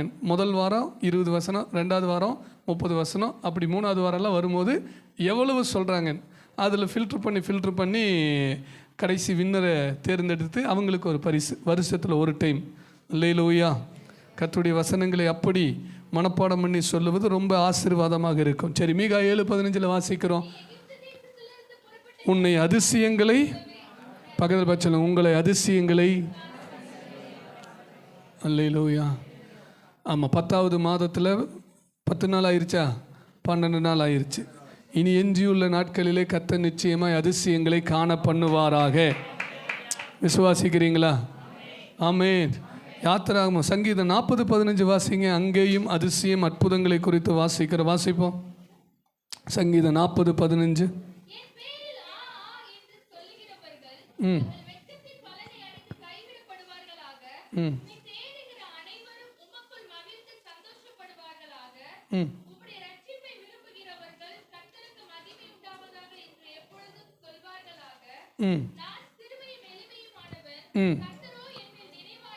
என் துணையும் என்னை விடுவிக்கிறவருமாயிருக்கிறார். அல்லேலூயா. அப்போ கர்த்தர் நமக்கு எப்படிப்பட்ட ஒரு அதிசயத்தையும் செய்ய வல்லவராக இருக்கிறார். இந்த புதிய மாதத்தில் கர்த்தர் நிச்சயமாய் நமக்கு செய்வாராக. ஏசாயா 9:6 வாசித்தது போல, ஏன் இந்த அதிசயத்தை நம்ம முக்கியப்படுத்தி, ஏன் இந்த வார்த்தைகளை நம்ம முக்கியப்படுத்தி ஜெபிக்கணும்னு சொன்னால், கர்த்தர் இதை தன்னுடைய நாமமாகவே அறிவித்தார். அதனால தான் இந்த 2 நாட்களும் அதை குறித்து தியானித்து கொண்டிருக்கிறோம். வெள்ளிக்கிழமை உபவாச ஜெபத்தில் ஸ்டார்ட் பண்ணணும். அப்போ இன்றைக்கு நம்முடைய ஜெபங்களிலே கர்த்தர் அதிசயமானவர், கர்த்தர் அற்புதங்களை செய்கிறவர், அவர் யாருக்கோ அல்ல நமக்கு செய்கிறவர் என்று சொல்லி போராடி ஜெபிக்க வேண்டிய ஒரு கடமை நம்மிடத்தில் இருக்கிறது. அப்படி விசுவாசத்தோடு ஜெபிக்கிறவர்கள் நிச்சயமாய் கர்த்தருடைய அற்புதத்தை, அதிசயத்தை பார்ப்பார்கள். அல்லேலூயா. ஏசாயா 9:6 சொல்லப்பட்டது போல இன்னொரு வேத பகுதியிலும் கர்த்தர் தன்னுடைய நாமத்தை அதிசயம் என்று சொன்னார். எங்க சொல்லி இருக்கிறார்? நியாயாதிபதிகள் புஸ்தகம் 13வது அதிகாரத்தை நாம் எடுத்துக்கொள்ளுவோம். ஒரு சில வசனங்களை நாம் அதில் வாசிக்க போகிறோம். அங்கேயும் பாருங்க, ஆண்டவர் தந்த காரியத்தை சொல்லார். என்னுடைய பெயர் என்னன்னு சொல்லி அங்கே கேட்கும்போது அதிசயம் என்று கர்த்தர் சொல்லுகிறதை பார்க்கிறோம். 17வது வசனம், 18வது வசனம், பக்க நம்பர் சொல்லிருங்கம்மா. 321வது பக்கம் வாசிப்போம். அப்பொழுது மனோவா கர்த்தருடைய தூதனை நோக்கி, நீர் சொன்ன காரியம் நிறைவேறும் போது நாங்கள் உம்மை கனம் பண்ணும்படி உம்முடைய நாமம் என்ன என்று. அல்லேலூயா. மனோபாவுக்காக ஒரு அல்லேலூயா சொல்லலாமா? நல்ல விசுவாசம். ஏன் தெரியுமா?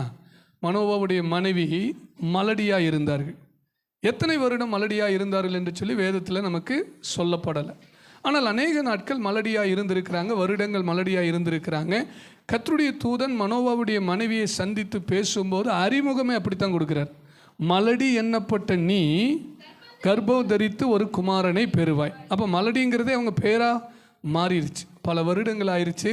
குழந்தை பிறப்பதற்குரியதான பாசிபிலிட்டிஸ் எல்லாம் அகன்று போய் அவர்கள் இனி குழந்தையே பிறக்காதுங்கிற ஒரு நிலைமையில் இருக்கும்போது மலடி அப்படிங்கிறதான பெயரை உடையவர்களாக மாறினதுக்கப்புறம் வசனம் சொல்லுது, மலடி எண்ணப்பட்ட நீ உனக்கு ஒரு குமாரனை பெறுவாய் என்று சொல்லும்போது அதை மனோவா கொஞ்சம் கூட தயங்காமல் நம்பினார்.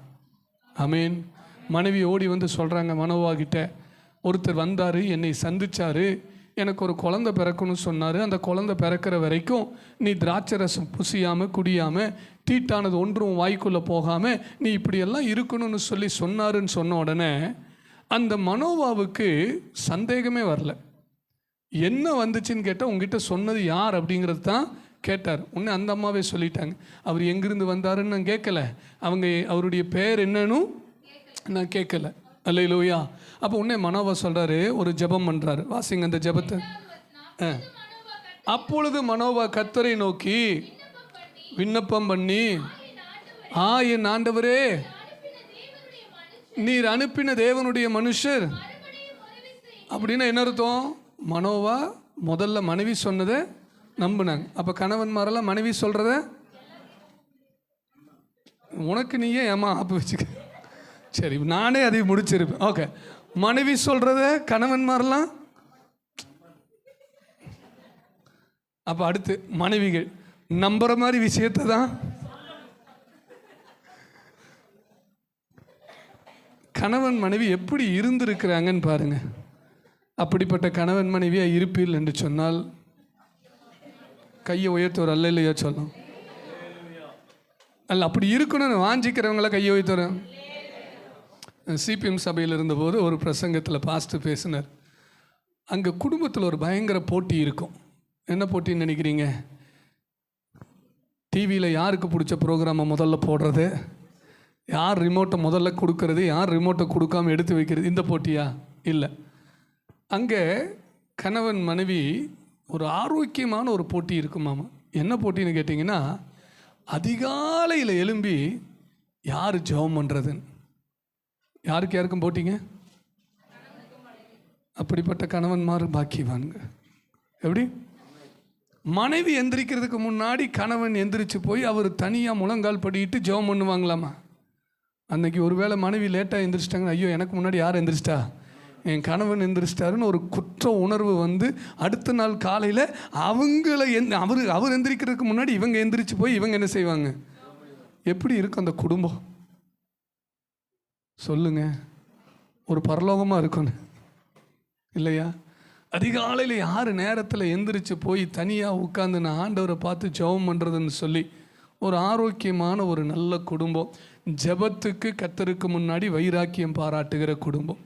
இங்கேயும் இந்த மனோவா குடும்பத்தை பார்க்கிறோம். கர்த்தரை நம்புகிறதுல 2 பேரும் சளைத்தவர்கள் அல்ல.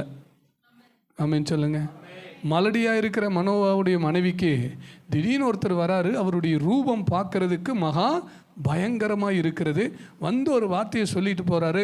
இந்த அம்மா மலடி. இன்கேஸ் இன்னைக்கு இருக்கிற பெண்ணாக இருந்தால் என்ன செஞ்சுருப்பாங்க நீங்கள் நினைக்கிறீங்க? முதல்ல ஒன்று அவங்கள நம்பியிருக்க மாட்டாங்க. நீங்கள் சொல்கிறதா இருந்தால் நீங்கள் வாங்க, நான் என் வீட்டுக்காரை கூட்டிகிட்டு வரேன்னு இருந்திருப்பாங்க. இப்படி அநேக காரியங்கள் வந்திருக்கும். ஆனால் அந்த அம்மா அதையை நம்பி அதையை கொண்டு வந்து தன் கணவர்கிட்ட சொல்லும் போது கணவர் அந்த அம்மாவுடைய வார்த்தையை அப்படியே ஏற்றுக்கொண்டு, அல்லேலூயா. இன்றைக்கி நம்மள வந்து என்ன செஞ்சுருப்போம்? நீ ரொம்ப கவலைப்பட்டு உன் கவலையெல்லாம் உன் மனசில் வந்துருச்சுமா, ஏதாவது மன பிரம்மையா? விசுவாசம் எங்கே இருக்குன்னு தெரியாது இல்லையா? ஆனால் மனோவா பாருங்கள், அப்படி அல்ல. அந்த பெண் வந்து சொன்ன உடனே அவருக்கும் தெரியும் இந்த அம்மா குழந்தை இல்லாமல் இத்தனை வருஷம் கவலைப்பட்டுட்டு இருக்கிறாங்க, மலடியாக இருக்காங்க அப்படிங்கிறது அவருக்கும் தெரியும். ஆனால் மனோவாவுடைய மனைவி சொன்னதை ஒரு அப்நார்மலான விஷயந்தான். நான் ஒருத்தரை பார்த்தேன், அவருடைய ரூபம் ரொம்ப பயங்கரமாக இருந்துச்சு, அவர் சொன்னார், அவர் எங்கேருந்து வந்தாருன்னு கேட்கல, அவர் பேரை கேட்கல, நல்லா சொல்லும் போது இன்றைக்கி பாசிபிளாக நம்மளை வந்து ஈஸியாக சொல்லியிருப்போம், உனக்கு பேசாமல் ஒரு நல்ல டாக்டரை பார்த்துடலாமா, நைட்டு தூக்கம் வரமாட்டேங்குது போல் இருக்குது, தூக்கத்துக்கு ஒரு மாத்திரை கொடுத்து உன்னை தூக்க வச்ச. அவர் இதெல்லாம் ஒன்றுமே சொல்லலை. உடனே ஜெபம் பண்ணுறார், ஆண்டவரே நீர் அனுப்பி கொடுத்த அந்த தேவ மனுஷனை மறுபடி அனுப்புங்க. அப்போ என்ன, மனோவை முதல்ல நம்பி இருக்கிறாரு, என் மனைவியை ஒரு தேவ மனிதன் சந்தித்திருக்கிறார். அல்லேலூயா. இது பாருங்கள், சரீரத்தில் மலடி தான், ஒருவேளை வயதாக இருக்கலாம், சூழ்நிலைகள் மாறலை, ஆனால் விசுவாசம் கொஞ்சம் கூட குறையல. பக்கத்தில் பார்த்து சொல்லுங்கள், சரீரம் பலவீனமாக இருந்தாலும் விசுவாசம் பலவீனப்படக்கூடாது. அல்லேலூயா.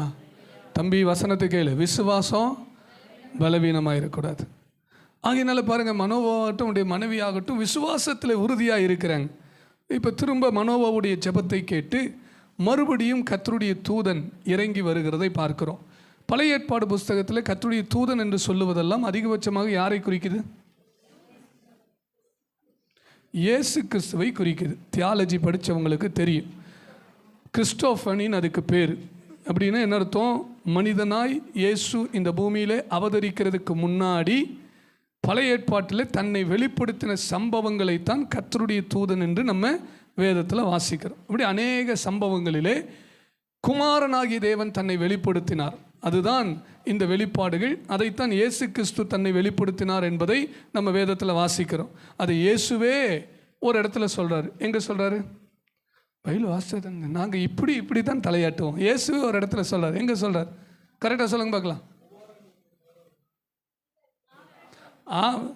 ஆபிரகாமுடைய சம்பந்தத்தில் பரிசேயர்கள் கேட்குறாங்க, என் தகப்பனாகி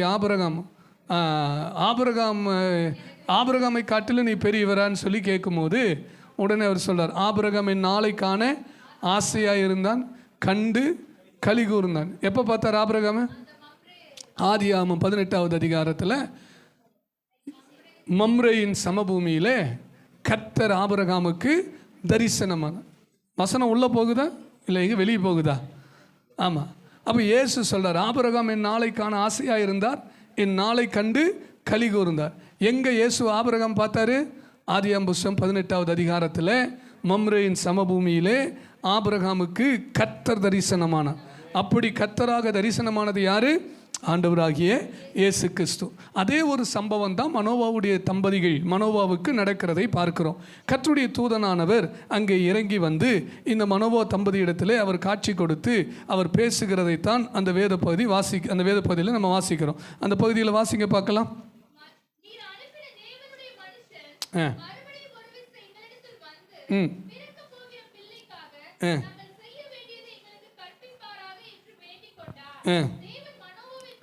தேவன் மனோவாவுடைய சத்தத்துக்கு ஓகே, திரும்பவும் அந்த தூதன் மனோவாவை சந்திக்கிறதை நம்ம வாசிக்கிறோம். சரி, இப்போ 15வது வசனத்திலிருந்து வாசிப்போம். 16 வாசிங்க. அப்பொழுது மனோவா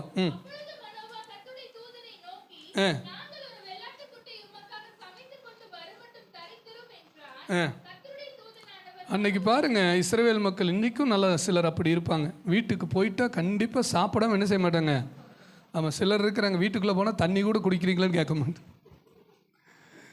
நல்லா மாற்றிக்கணும். நம்மெல்லாம் விருந்தோம்பலில் சிறந்து இருக்கணும். எத்தனை பேர் அப்படி வாஞ்சிக்கிறீங்க? நம்ம வீட்டுக்கு வர்றவங்கள அப்படி விசாரித்து அப்படி கவனித்து.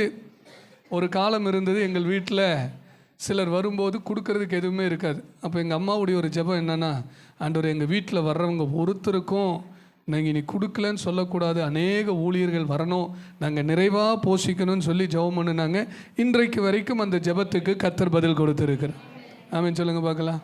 ஸோ இதெல்லாம் ரொம்ப ரொம்ப நல்ல காரியம். அப்போ மனோவா இங்கே என்ன கேட்குறாருன்னா, இந்த தூதனை பார்த்து பேசணுன்னு, சரி நான் உமக்கு என்ன செய்கிறேன், ஒரு வெள்ளாட்டுக்குட்டியே சமைத்து கொண்டு வருகிறேன், அது வரைக்கும் காத்திருங்கிறாரு. 16வது வசனத்தில் சொல்கிறார், கர்த்தருடைய தூதனை மனோவை நோக்கி, நீ என்னை இருக்க சொன்னாலும் நான் உன் உணவை சரி. 17வது வசனம். அப்பொழுது மனோவா கர்த்தருடைய தூதனை நோக்கி, நீ சொன்ன காரியம் நிறைவேறும் போது நாங்கள் உம்மை கனம் பண்ணும்படி உம்முடைய நாமம் என்ன என்று கேட்டார். அதற்கு கர்த்தருடைய தூதனானவர், என் நாமம் என்ன என்று நீ கேட்க வேண்டியது என்ன, அது அதிசயம் என்றார். நம்முடைய தேவனாகிய கர்த்தருடைய நாமம் அதிசயம். அல்லேலூயா. அப்போ எப்படி நீங்கள் எபினேசர், எல்ரோயி அப்படின்னு நிறைய சொல்லி ஜெபிக்கிறீங்களோ, அதே போல் இந்த மாதம் முழுக்க ஆண்டவரை நீங்கள் அதிசயமானவர், அதிசயத்தை செய்யுங்கன்னு சொல்லி நம்ம ஜெபிக்க போகிறோம். ஜெபம் மாத்திரமல்ல, பெற்றுக்கொள்ளவும் போகிறோம். ஆமென். சரி, இப்போது தமிழ் வேதாகமத்தில் அது ஏன் கேட்குற, அது அதிசயம் அப்படின்ட்டார். ஆனால் ஆங்கில வேதாகமத்தில் இன்னும் ரொம்ப இன்ட்ரெஸ்டாக இருக்கும். யாரை வச்சுருக்கீங்களா? வாசிங்க பார்க்கலாம். இல்லை, இன்னொரு வேர்ஷனில் அது ஏன் கேட்குற, அது சீக்ரெட். எப்படி அப்படின்னு என்ன அர்த்தம்? சீக்ரெட்னு என்ன அர்த்தம்? ரகசியம். ரகசியம் அல்ல. அர்த்தம் என்னன்னா இன்காம்ப்ரிஹென்சிபிள் அப்படின்னு என்ன அர்த்தம்? அறிந்து கொள்ள முடியாது, அன்எக்ஸ்பிளைனபிள், கிரகிக்க முடியாதது. அதிசயம் நம்ம கேட்டுட்டு ரொம்ப ஈஸியாக சொல்லிட்டு போகிறோம். ஆண்டவர் தன் நாமத்தை சொல்கிறாரு, அதை ஏன்ப்பா கேட்குற? அது என்ன செய்ய முடியாது? கிரகிக்க முடியாது. நம்முடைய தேவனாகிய கர்த்தர் நமக்கு செய்ய போகிற காரியங்கள் கிரகிக்க முடியாதவைகள். விசுவாசிக்கிறவங்க கர்த்தரை ஸ்தோத்திரம் பண்ணுங்க. இதையத்தான் யோபு 5:9 வாசிக்கிறோம். ஆராய்ந்து முடியாத பெரிய காரியங்களையும் எண்ணி முடியாத அதிசயங்களையும் ஆண்டவர் சொல்றார். பாருங்க, என் பேர் எதுக்குப்பா கேட்குற? என் பேர் என்னது? சீக்ரெட். இங்கே என் பேர் என்னது? என் பேர் சீக்ரெட். அல்லேலூயா. சீக்ரெட்னு என்ன அர்த்தம்? அறிந்து கொள்ள முடியாதது, கிரகிக்க முடியாதது. எத்தனை பேர் வாஞ்சிக்கிறீங்க, என் குடும்பத்தில், சபையில், ஊழியத்தில், தனிப்பட்ட வாழ்க்கையில் கர்த்தருடைய கிரகிக்க முடியாத காரியங்களை நாங்கள் கண்டு அதிசயமான தேவனுடைய நாமத்தை சொல்லி நாங்கள் ஜெபிக்க வாஞ்சிக்கிறோம், துதிக்க வாஞ்சிக்கிறோம். அப்படி சொல்கிறவங்கள கர்த்தரை ஸ்தோத்திரம் பண்ணலாமா? ஆராய்ந்து முடியாத பெரிய காரியங்கள், எண்ணி முடியாத அதிசயங்களை அவர் செய்கிறார். அவருடைய நாமமே அதிசயம். அதோடைய அர்த்தம் என்னன்னு சொன்னால், அவர் கிரகிக்க முடியாத காரியத்தை செய்கிறார். அல்லேலூயா. NIV டிரான்ஸ்லேஷனில்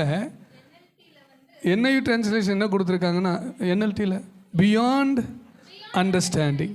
என் பேரை ஏன்பா கேட்குற? அது எப்படியாம்மா? Beyond understanding. அல்லேலூயா.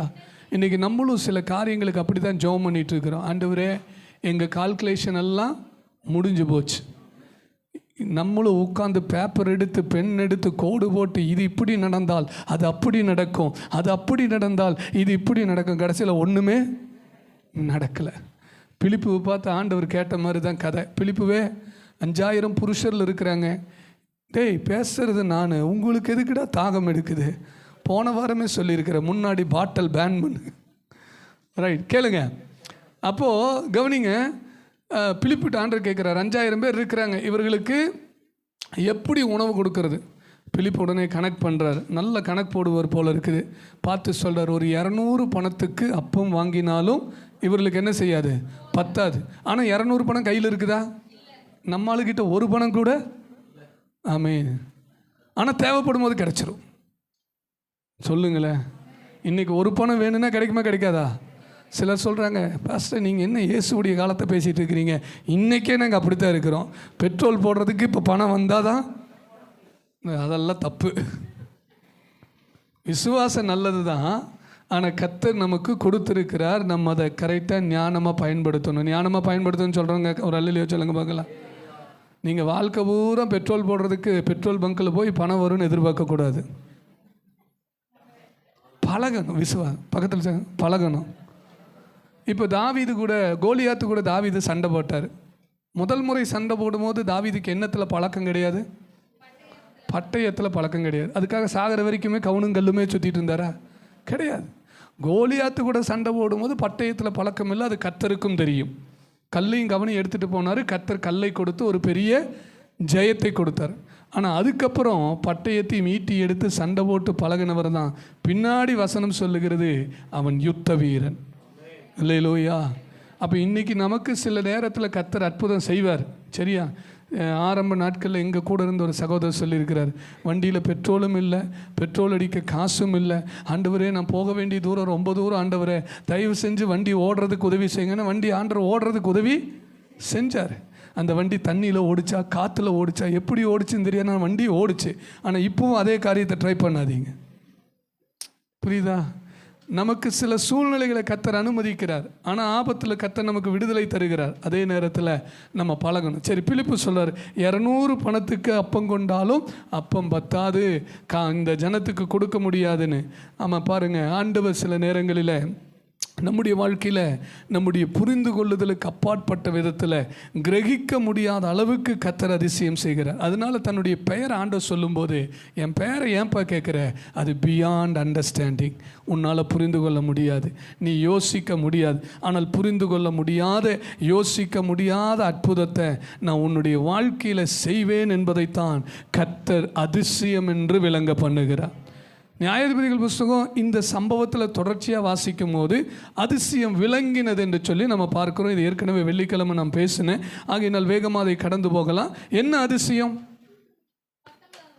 என்ன அதிசயம்? இங்கே அதிசயம் என்று தன்னுடைய பெயர் ஆண்டவர் சொன்னார். என்ன அதிசயம் அப்படின்னு கேட்டிங்கன்னா, இந்த மனோவா தகன பலிகளை எல்லாம் கொண்டு வந்து அந்த கண்மலையின் மேலே பலியை செலுத்தும் போது இதுவரைக்கும் பக்கத்தில் நின்றுட்டு இருக்கிறாரு. யார்?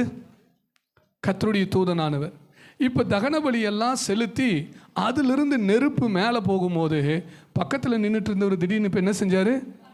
காணாமல் போயிட்டாரா? ஏமா, அங்கிருந்து வந்து நெருப்புக்குள்ளே வந்து நெருப்புலேருந்து வெளியே போகிறார், மேலே போகிறார். எப்படி? ஏதோ படம் பார்க்குற மாதிரி இவனுக்கு எல்லாம் நீ முழிச்சு பார்க்குறேன்டே, பைபிளில் தான் இருக்குது. பைபிளில் பானை, ஆமாம், அதாவது தகன பலியிலிருந்து நெருப்பு ஏறும்போது அந்த நெருப்பில் வந்தது அவர் என்ன செய்கிறாரு? காணப்படாமல் போனார். இப்போ கூட இருக்கிற வரைக்கும், இது வரைக்கும் பக்கத்தில் இருக்கிறவரை பார்த்தோன்னு இது எப்படி இருக்குன்னு கற்பனை பண்ணி பாருங்கள். ஒருத்தர் பக்கத்தில் நின்று பேசிகிட்டு இருக்கிறாரு, இவங்க வந்து தகனபலி கண்மலையில் செலுத்துகிறாங்க. அப்படியே அந்த தகனபலி நெருப்பு அப்படியே ஜோராக எரியும் போது பக்கத்தில் இருக்கிறவர் அப்படியே ஏறி வந்து நெருப்பில் ஏறி காணப்படாமல் போனால் அந்த காட்சியை பார்த்தா நம்மளாம் எப்படி இருப்போம்? அப்படியே சில மாதிரி இருப்பீங்களா?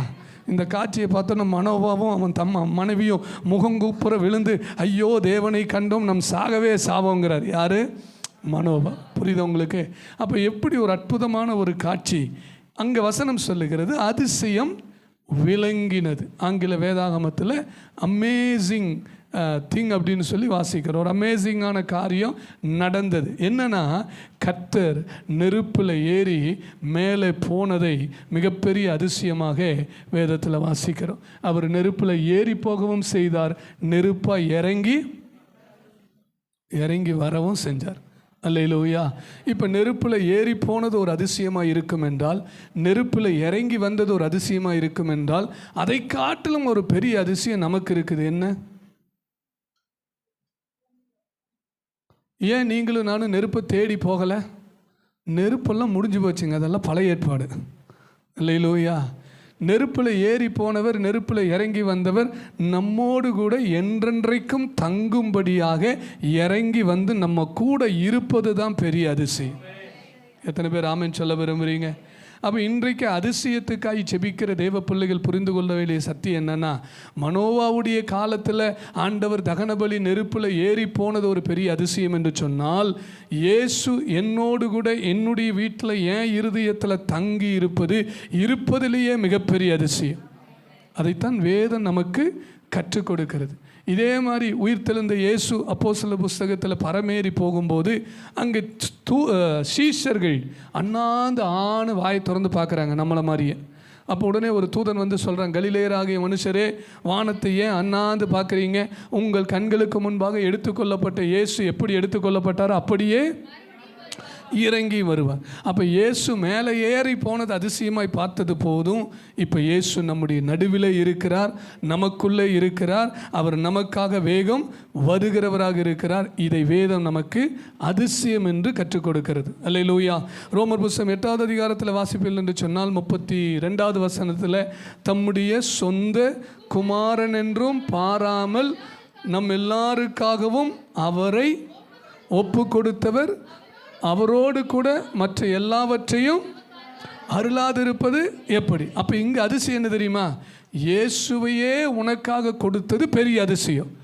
இவர் உனக்காக கொடுக்கப்பட்டிருக்கும் போது நீ கேட்கக்கூடிய சின்ன சின்ன காரியங்களை உனக்கு கொடுக்காது இருப்பது எப்படி? பக்கத்தில் பார்த்து கேளுங்க, உங்கள் ஜெபத்துக்கு இனி பதில் வராமல் இருப்பது சொல்ல புரியுதா? இயேசுவையே உங்களுக்கு கொடுத்திருக்கும் போது, அவரையே நமக்காக தேவன் கொடுத்திருக்கும் போது, அதுதான் மிகப்பெரிய அதிசயமாக இருக்கும்போது, நம்முடைய நன்மைகள் ஆசீர்வாதங்கள் என்று நாம் தேடுகிறவைகளை கர்த்தர் நமக்கு கொடுக்காமல் இருப்பது எப்படி? நிச்சயம் கர்த்தர் நமக்கு கொடுப்பார். பக்கத்தில் பார்த்து சொல்லுங்க, நிச்சயமாக கர்த்தர் உங்கள் ஜெபத்துக்கு பதிலை தருவார். அல்லேலூயா. அப்போ ஆண்டவர் அதிசயம் செய்வதில் எந்த மாற்றமும் இல்லை, அற்புதம் செய்வதில் எந்த மாற்றமும் இல்லை. இப்போ நீங்களும் நானும் இந்த அதிசயத்தை பெற்றுக்கொள்வதற்கு ஒன்றை செய்யணும். வேதத்தில் நிறைய வசனம் இருக்குது. ஒரே ஒரு வசனத்தை நம்ம வாசித்து இந்த அதிசயத்தை பெற்றுக்கொள்வதற்கு நம்ம என்ன செய்யணும்? நம்ம எல்லாருக்கும் தெரிந்த வார்த்தை தான். யோசுவாவுடைய புஸ்தகம் 3வது அதிகாரம் 4வது 5வது வசனம் வாசிங்க. இந்த அற்புதத்தை, இந்த அதிசயத்தை நம்முடைய வாழ்க்கையில் நம்ம பெற்றுக்கொள்வதற்கு என்ன செய்யணும்? வாசிங்க.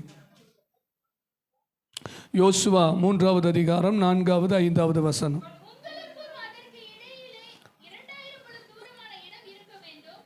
2வது பகுதி வாசிங்க. 4ல் 2வது பகுதி. இதற்கு முன்னே நீங்கள் ஒருபோதும் இந்த வழியாய் நடந்து போகவில்லை என்று சொல்லி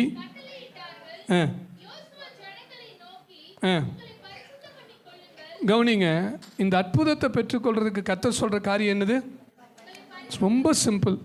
உங்களை பரிசுத்தம் பண்ணிக்கொள்ளுங்கள். அல்லேலூயா.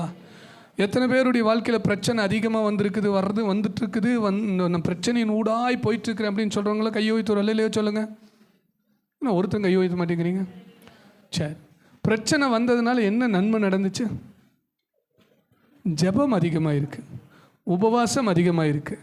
ஜெபமும் உபவாசம் அதிகமாகும் போது ஆட்டோமேட்டிக்காக என்ன அதிகமாகும்? பரிசுத்தம் அதிகமாகும். பரிசுத்தம் ஆகும்போது என்ன நடக்கும்? ரொம்ப சிம்பிள், உங்களுக்கு அற்புதம் கிடைச்சிருச்சு. எத்தனை பேர் விசுவாசிக்கிறீங்க?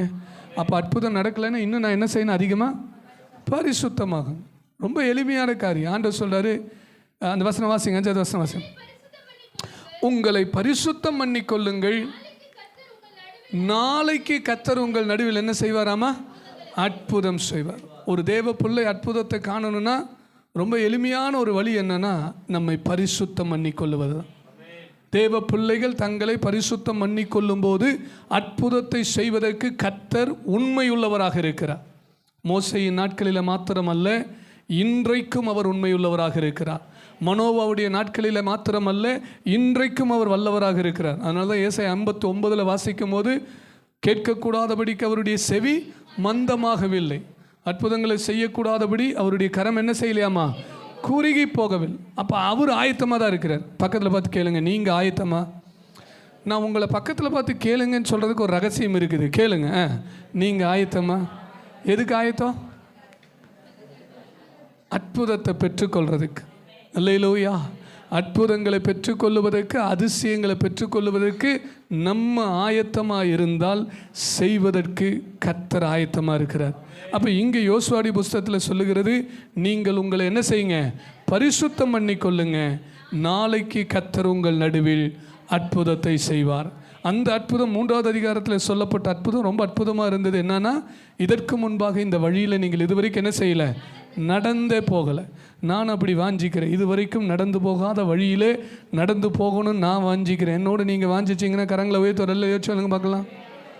இதுவரைக்கும் பயணிக்காத புதிய பாதைகள், இதுவரைக்கும் நடந்து போகாத புதிய பகுதிகள், இதுவரைக்கும் எட்டாத புதிய உயரங்கள், இதுவரைக்கும் கடந்து போகாத புதிய எல்லைகள், இது தேவ பிள்ளைகளுக்கு கர்த்தர் வைத்திருக்கிற வாக்குத்தத்தம்.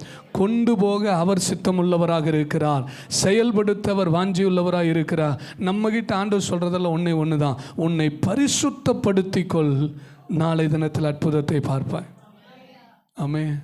2025 தொடங்கும் போது எப்படி இருந்துச்சுன்னு தெரியல, ஆனால் 2025 நமக்கு தனிப்பட்ட விதத்தில் வேறு லெவலில் இருந்தது. எப்படி? ஆமாம், செப்டம்பரும் அக்டோபரும் வேற மாதிரி இருக்குது. ஆனால் ஒன்று தெரியும், கர்த்தர் நம்மை புடமிடுகிறார், கர்த்தர் நம்மை பரிசுத்தப்படுத்துகிறார். நிச்சயமாய் முடிவு சம்பூர்ணமாக இருக்கும். எத்தனை பேர் விசுவாசிக்கிறீங்க? ஏனென்றால் நம்ம எத்தனை உபத்திரவம் வந்தாலும் நம்ம எங்கே போக போகிறோம்?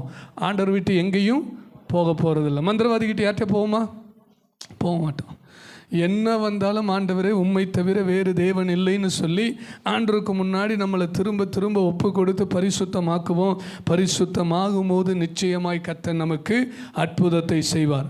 அது இதுவரை நம்முடைய தனிப்பட்ட வாழ்க்கையிலும் குடும்பத்திலும் ஊழியத்திலும் கண்டிராத புதிய வழியாக இருக்கும், பெரிய மகிமையான பாதையாக இருக்கும். எத்தனை பேர் அப்படி விசுவாசிக்கிறீங்க? கர்த்தர் அதை நிச்சயமாய் நமக்கு செய்வாராக. அல்லேலூயா. அப்போ ஆண்டவர் நமக்கு சொல்லுகிற காரியம், உங்களை என்ன செய்யுங்க? பரிசுத்தப்படுத்தி கொள்ளுங்க. சரி, எப்படி பரிசுத்தப்படுத்துறது? அற்புதத்தை பிசாசு செய்வானா?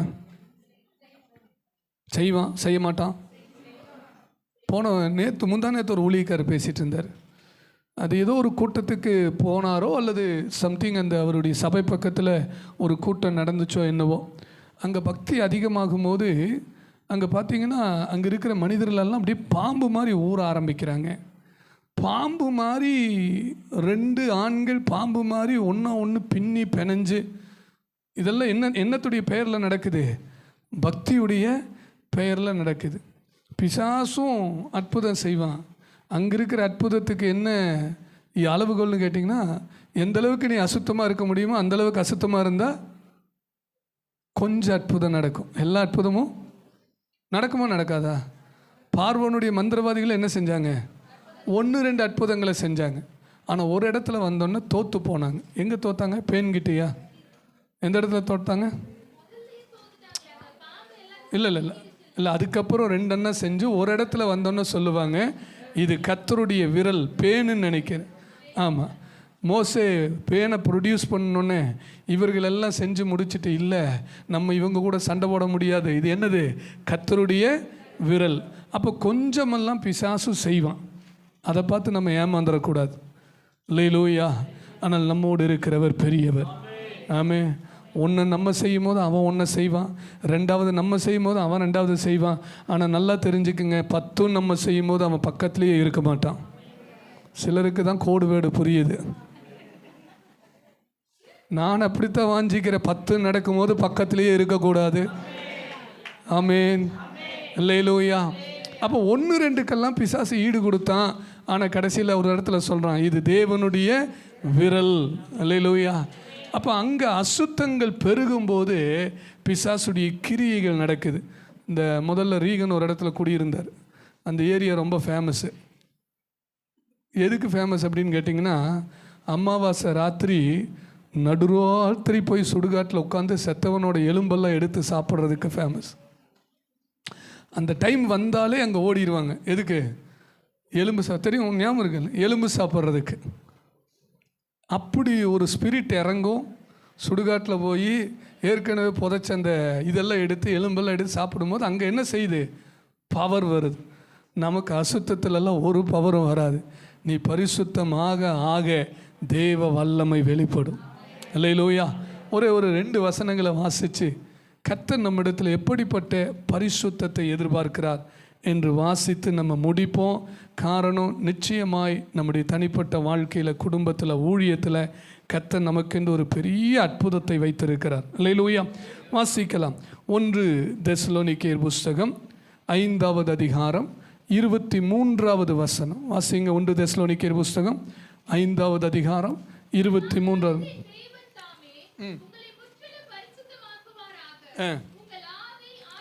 என்னெல்லாம் இருக்குங்க? இந்த 3 ரோடும் இங்கே இருக்கிறவங்க கைகளை உயர்த்தி ஒரு அல்லையோ சொல்லுங்க பார்க்கலாம். தெளிவாக தான் இருக்கிறீங்க. ஆவி, ஆத்துமா, சரீரம் முழுவதும் குற்றமற்றதாக இருக்கணும். இன்றைக்கி சிலர் பாடிடுவாங்க, சிலர் ஜெபம் கூட பண்ணிடுவாங்க, சிலர் ஆராதிச்சிருவாங்க. ஆனால் இதெல்லாம் எதோட முடிஞ்சிருச்சு? ஆவியோட ஆத்மாவோட முடிஞ்சிருச்சு. ஆனால் சரீரம் ரொம்ப இம்பார்ட்டன்ட். பக்கத்தில் பார்த்து சொல்லுங்கள், சரீரம் ரொம்ப முக்கியம். நீ அற்புதத்தை பார்க்கணுன்னா உங்கள் சரீரம் ரொம்ப முக்கியம். உன் ஆவியும் உன் ஆத்மாவும் உன் சரீரமும் குற்றமற்றதாய் நீங்கள் நிறுத்துவீங்கன்னு சொன்னால் இதுவரை நடந்து போகாத புதிய வழிகளிலே கர்த்தர் கொண்டு போவார். இதுவரை செய்யாத பெரிய மகிமையான காரியங்களை கர்த்தர் செய்வார். அல்லேலூயா. இந்த சரீரத்தில் கோட்டை விட்டுறக்கூடாது. பக்கத்தில் பார்த்து சொல்லுங்கள், சரீரத்தில் கோட்டை விட்டுறக்கூடாது. ரைம்ஸ் வருது. கொட்டாவி வேணால் விட்டுறலாம், கோட்டை விட்டுறக்கூடாது. புரியுதா உங்களுக்கு? நீங்கள் நான் நல்ல ஜெபம் பண்ணுறேன், நல்ல பைபிள் வாசிக்கிறேன்னு மட்டும் சொல்லிவிட்டு உங்கள் சரீரத்தை கர்த்தருக்கு விரோதமாக பாவம் செய்ய விடக்கூடாது. வாயில் தேவையில்லாமல் பேசினாலே பாவம்தான். ஆமாவா இல்லையா? உச்சந்தலையிலிருந்து உள்ளங்கால் வரை நம்முடைய அவயங்கள் எல்லாம் கர்த்தருக்கு முன்பாக பரிசுத்தமாக இருக்கணும். காதில் கேட்கறது, சிலர் வாக்கு மேலே காதில் போட்டுட்டு கிலோமீட்டர் கணக்காக நடப்பீங்க. என்ன கேட்குறோங்கிறது நமக்கு, நான் சொல்கிறது உங்களுக்கு விளங்குதா விளங்கலையா? காது எப்படி அசுத்தமாகும்? கண்கள் எப்படி அசுத்தமாகும்? வாய் எப்படி அசுத்தமாகும்? கை எப்படி? இதெல்லாம் எல்லாமே நமக்கே தெரியும், ஒன்றும் குறைச்சல் இல்லை. அதனால தான் இந்த ஒரு பாடல் இருக்குது, என் கண்ணால் நான் பாவங்கள் செய்யும்போது, என் கைகளில் பாவம் செய்யும்போது உன் கைகளில் என்ன செய்கிறேன்? ஆணியை பார்க்குறேன். என் கால்களில் நான் பாவம் செய்யும்போது உன் கால்களில். அப்போ எல்லா அவயங்களும் பரிசுத்தத்துக்குள்ளே கடந்து வரணும். அல்லேலூயா. ரொம்ப சிம்பிள். உன் சரீரத்தை, உன் ஆவி ஆத்துமாவை குற்றமற்றதாய் பாதுகாத்தா நான் உனக்கு அற்புதங்களை செய்வேன், அதிசயத்தை செய்வேன். காரணம் என் நாமமே அதிசயம். அல்லேலூயா. இன்னும் ஒரு வசனத்தை வாசிச்சிடலாம். 1 தெசலோனிக்கேயர் 4வது அதிகாரம். இது ஒரு பெரிய வேத பகுதி. 3வது 4வது 5வது கடைசி வரைக்கும் வாசிக்கணும். ஆனால் நீங்கள் 5வது வசனம் வாசிங்க. அவனவன் தன் தன் சரீர பாண்டத்தை பரிசுத்தமாயும் கனமாயும் ஆண்டு கொள்ளும்படி அறிந்து. உங்கள் சரீரத்தை ரொம்ப ரொம்ப கவனமாக பரிசுத்தத்துக்கு ஒப்பு கொடுங்க. அல்லேலூயா. உங்கள் சரீரத்தை சினிமாவுக்கோ, சிற்றின்பங்களுக்கோ, உலகத்துக்கோ, அசுத்தத்துக்கோ, வேசித்தனங்களுக்கோ விடாதபடிக்கு உங்கள் சரீரத்தை, சரீர பாண்டங்களை ரொம்ப கனமாக. இன்றைக்கி நீங்கள் ஒரு வேளை ஸ்தோத்திரம் சோஷியல் மீடியாவில் பார்க்குறீங்க, பண்ணுறீங்க, பிடிக்கிறீங்கன்னா வாலிப பிள்ளைங்க, சின்ன பிள்ளைங்க, சகோதரரெல்லாம் தீர்மானிங்க. எவ்வளோ நேரம் நான் பார்க்குறேன், எதையே நான் பார்க்குறேன், இதை நான் பார்க்கறதுனால என் சரீரத்தில் என்ன நடக்குது, என் ஆவியில் என்ன நடக்குது, என் ஆத்துமாவில் என்ன நடக்குது, யோசித்து பாருங்கள். இவைகள் ஒன்றிலும் தீட்டுப்படாதபடி உங்களை பாதுகாட்டிங்கன்னா கர்த்தர் சொல்றார், உங்களுக்கு தான் அற்புதம், உங்களுக்கு தான் அதிசயம். எத்தனை பேர் ஆமென் சொல்கிறீங்க? இன்றைக்கு அவர் அற்புதங்களை செய்வதற்கு, அதிசயங்களை செய்வதற்கு உண்மை உள்ளவராக இருக்கிறார். நம்ம எல்லாரும் மேலுமே நிற்கலாம். கண்களை மூடி, ஆண்டவர் எங்களை பரிசுத்தப்படுத்துகிற கிருபை எங்களுக்கு தாங்க. அதான் நம்ம ஜெபித்து ஆண்டவரிடத்தில் பெற்றுக்கொள்ள போகிறோம். எல்லாரும் கண்களை மூடி ஸ்தோத்திரம். இந்த சரீரம் ரொம்ப ரொம்ப முக்கியமானது.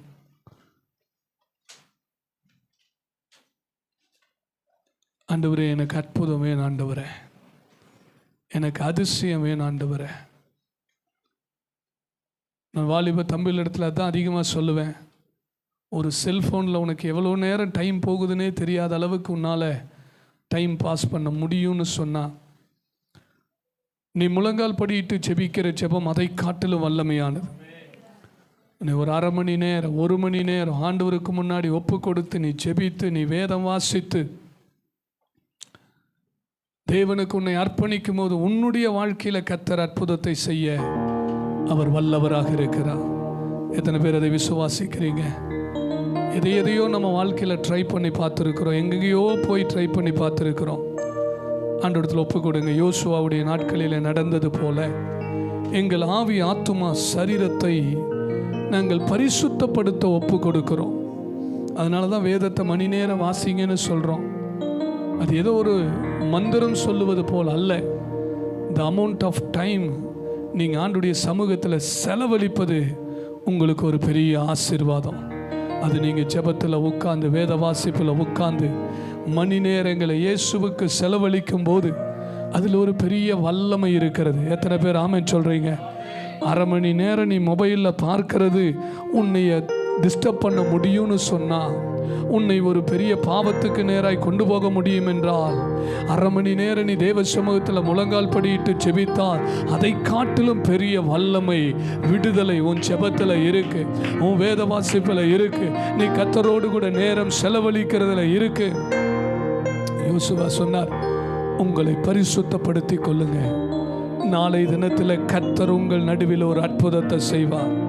அந்த அற்புதம் இதுவரைக்கும் நீங்கள் கண்டிராத, இதுவரைக்கும் நீங்கள் நடந்து போகாத, இதுவரைக்கும் நீங்கள் அனுபவித்திராத ஒரு பெரிய புதிய மகிமையான ஒரு காரியமாக இருக்கும். வாய் திறந்து செபிக்கலாம். ஆண்டவரே, எனக்கு ஒரு அற்புதம் வேணும்னு சொல்கிறவங்க ஒரு 2 நிமிடம் உங்களுக்கான நேரம் சத்தத்தை உயர்த்தி செபிங்க. ஒருவேளை ஏற்கனவே நான் செபிச்சிருக்கிறேனேன்னு சொல்லலாம், பரவாயில்ல. அன்னாலை போல தேவ சமூகத்தில் செபிங்க.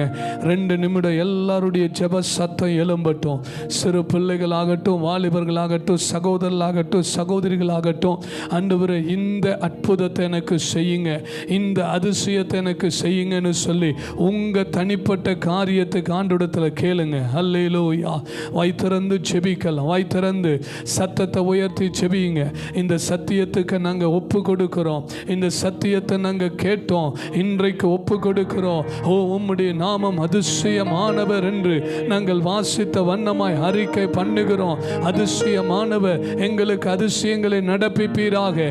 ஜெபிக்கலாம், ஜெபிக்கலாம். இது உங்களுடைய ஜெப நேரம். வெறுமனே ஸ்தோத்திரம் ஆமென் அல்ல, சில காரியத்தை சொல்லி ஜெபியுங்க.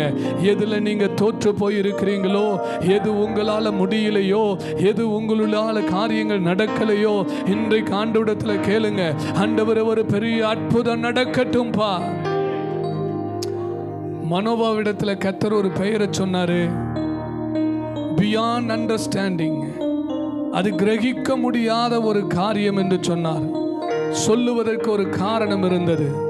இஸ்ரவேல் ஜனங்கள் 40 வருடங்களாக பெலிஸ்தியருக்கு அடிமைப்பட்டு கிடக்கிறாங்க. 40 வருடங்கள் அடிமைகளாக இருக்கிறாங்க. ஜனங்களுடைய எல்லா நம்பிக்கையும் அற்று போயிருச்சு. இனி எங்களுக்கு ஒரு விடுதலை உண்டாகுமா? நாங்கள் விடுவிக்கப்படுவோமா? யாராவது வந்து எங்களுக்கு நன்மை செய்வார்களா? எந்த ராஜாவாவது வந்து எங்களை பாதுகாப்பாங்களா? எங்களை விடுவிப்பாங்களா? காரணம் என்ன? இஸ்ரவேல் ஜனங்களிடத்தில் ராஜா இல்லை, இஸ்ரவேல் ஜனங்களிடத்தில் படையும் இல்லை, இஸ்ரவேல் ஜனங்களிடத்தில் ஆயுதங்களும் இல்லை, இஸ்ரவேல் ஜனங்களிடத்தில் ஒரு தலைவன் இல்லை. அப்போ இவர்கள் எழும்பி சண்டை போட்டு பெலிஸ்தியரை ஜெயிப்பது என்பது கூடாத ஒரு காரியம். அப்படி உருவாவதற்கான வாய்ப்புகளே இல்லை. அதனால ஆண்டவர் சொல்றாரு, என் நாமம் அது கிரகிக்க முடியாததா இருக்கும், என் நாமம் அதை அறிந்து உணர முடியாத அளவுக்கு பியாண்ட் அண்டர்ஸ்டாண்டிங்காக என்னுடைய நாமம் இருக்கு. ஏன்னா மனோபாவுக்கும் தெரியும், அவன் மனைவிக்கும் தெரியும், அவனுடைய நாட்களில் வாழ்ந்த ஜனங்களுக்கு தெரியும், அவர்கள் விடுவிக்கப்படுவது என்பது அது ஒருவராலும் புரிந்து கொள்ள முடியாத ஒரு காரியம். இன்னைக்கு நம்முடைய சூழ்நிலை அப்படி இருக்கலாம். நாங்கள் இன்னைக்கு விடுவிக்கப்படணும்னு சொன்னா, எங்களுக்கு ஒரு நன்மை நடக்கணும்னு சொன்னா, அது ஒரு புரிந்து கொள்ள முடியாத காரியம் தான். அது எப்படி நடக்குங்கிறத எங்களால் யோசிக்க முடியல. பரவாயில்ல, கர்த்தரை விசுவாசிங்க, அவர் அதிசயமானவர். அல்லேலூயா. அந்த சம்பவத்தை நீங்க சிந்தித்து பாருங்க. கர்த்தர் என்ன சொன்னாரோ அப்படியே ஆண்டவர் செய்தார். இஸ்ரவேல் ஜனத்துக்கு ஒரு ராஜா எழும்பல, ஒரு தலைவன் எழும்பல, ஒரு பெரிய படைய திரட்டல. பெலிஸ்தியர்கள் நினைச்சிருப்பாங்க, நம்மளை இவங்க எதிர்க்கணும்னா இன்னொருத்த பிறந்துதான் வரணும், நம்மளை எதிர்க்கணும்னா இவங்களுக்கு ஒரு பெரிய படை வேணும், நம்மளை எதிர்க்கணும்னா இவங்களுக்கு பெரிய ஆயுதங்கள் வேணும், நம்மளை எதிர்ப்பதற்கு இவங்களுக்கு ஒரு பெரிய ராஜா வேணும். இதெல்லாம் செய்யறதுக்கு நம்ம ஒரு நாள் இவங்களை விட மாட்டோம். பெலிஸ்தியர் ரொம்ப தீர்மானமா இருந்தாங்க. இன்னொரு இடத்துல சவுலுடைய நாட்களில் நினைக்கிறேன், பட்டயத்தை செஞ்சிடக்கூடாதுன்னு சொல்லி ஒரு கொல்லனை கூட ஊரில் வைக்கவே இல்லை. அந்த அளவுக்கு பெலிஸ்தியர்கள் ரொம்ப கன்னிங்காக இருந்தாங்க. சிம்சோனுடைய நாட்களும் அதான் நடந்திருக்கும். அங்கே ஒரு பட்டயத்தை செஞ்சு கொடுக்கறதுக்கு, ஈட்டியை செஞ்சு கொடுக்கறதுக்கு ஒரு கொல்லனும் அங்கே கிடையாது. ஆனால் ஆண்டவர் பாருங்க, கிரகிக்க முடியாத ஒரு காரியத்தை செஞ்சார். அந்த காரியம் என்னன்னா, சிம்சோன் தான். ஒரு மனிதனை கர்த்தர் எழுப்பினார். அவனுக்கு பட்டயம் தேவைப்படலை, அவனுக்கு ஆயுதம் தேவைப்படலை, அவன் பின்னாடி சேருவதற்கு ஆயிரமான படை வீரர்கள் தேவைப்படலை. நான் சொல்கிற சத்தியம் எத்தனை பேர்த்துக்கு உள்ள புரியுது? உங்களுக்கு அந்த சினாரியா புரியுதா? பெலிஸ்தியர்கள் எதிர்பார்த்த சூழ்நிலை அங்கே வேற. அவர்கள் நினைத்தார்கள், ஒரு ராஜா எழும்பணும், அவனுக்கு சண்டை போடுறதுக்கு ரதங்கள் வேணும், அவனுக்கு குதிரைகள் வேணும், அவனுக்கு பட்டயம் வேணும், அவனுக்கு ஈட்டி வேணும். நம்ம தான் இது ஒன்றும் நடக்காம பார்த்துக்கிறோமே. ரொம்ப பெரிய கான்ஃபிடென்ட்டாக இருந்தாங்க. 40 வருஷம் பெலிஸ்தியருடைய கையில் அடிமையாக இருந்தாங்க. ஆனால் கர்த்தர் கிரகிக்க முடியாத ஒரு காரியம் செஞ்சார். ஒரு சிம்சோனை எழுப்பினார். அவனுக்கு பட்டயம் தேவைப்படலை, அவனுக்கு ஆயுதம் தேவைப்படலை, அவனுக்கு ரதம் தேவைப்படலை, அவனுக்கு குதிரைகள் தேவைப்படலை, அவனுக்கு கூட நின்று சண்டை போடுவதற்கு யுத்த வீரர்கள் தேவைப்படலை. அது உண்மையிலுமே கிரகிக்க முடியாத ஒரு காரியம், புரிந்து கொள்ள முடியாத ஒரு காரியம். ஒரு மனிதன் சிங்கிளா எழும்பி படைக்கு நிகராக, ரதங்களுக்கு நிகராக, குதிரைகளுக்கு நிகராக, 1000 வீரர்களுக்கு நிகராக, ஈட்டி பட்டயங்களுக்கு நிகராக ஒரு மனுஷன் வெறும் கையினாலே யுத்தம் பண்ணி பெலிஸ்தியர்களை முறியடிப்பான் என்பதை ஒருவராலும் சிந்திக்க முடியல. இன்னைக்கு நம்முடைய வாழ்க்கையை சிந்திச்சு பாருங்க. அல்லேலூயா. உலகம் ஒரு கால்குலேஷன் வைக்குது. இப்படியெல்லாம் இருந்தாதான் நீ ஜெயிக்க முடியும், இப்படியெல்லாம் இருந்தாதான் நீ மேலே வர முடியும், இப்படியெல்லாம் இருந்தாதான் ஒரு மாற்றம் வரும். உலகத்துக்கு ஒரு கால்குலேஷன் இருக்கு. உங்களுக்கே சில நேரத்தில் இருந்திருக்கலாம். இது எதுவுமே இல்லாமல் கர்த்தர் உன்னை விடுவித்தால் அதற்கு பெயர் அதிசயம். இது எதுவுமே இல்லாமல் கர்த்தர் உனக்கு ஒரு பெரிய மீட்பை கொடுத்தால் அதற்கு பெயர் அற்புதம். ஆண்டவர் அதனாலதான் மனோவாவுக்கு இந்த பெயரை சொன்னார். வேற எங்கேயும் தனிப்பட்ட விதத்தில் ஆண்டவர் இந்த பெயரை சொல்லவே இல்லை. அந்த பெயருக்குள் அத்தனை அர்த்தம். அது பியாண்ட் அண்டர்ஸ்டாண்டிங். அது ஒரு பெரிய சீக்ரெட். சிம்சோன் பிறந்த பொழுது, அவன் உருவான பொழுது, அவனுடைய பலம் என்பது அவனுடைய மகா பெரிய ரகசியமாக இருந்தது. ஆண்டவர் எந்த வார்த்தையும் சும்மா சொல்லலைங்க. அவர் மிக தெளிவாய் சொன்னார், இவன் பின்னாடி வளருவான். அவனுடைய பலம் என்பது ஒரு பெரிய சீக்கிரட்டா தான் இருக்கும். அது ஒரு பெரிய சீக்கிரட்டா இருக்கிற வரைக்கும் சத்துரு அவனை ஜெயிக்க முடியாது. அல்லேலூயா. உங்களுக்கும் ஆண்டவர் ஒரு பெரிய சீக்கிரட்டை வச்சிருக்கிறார்.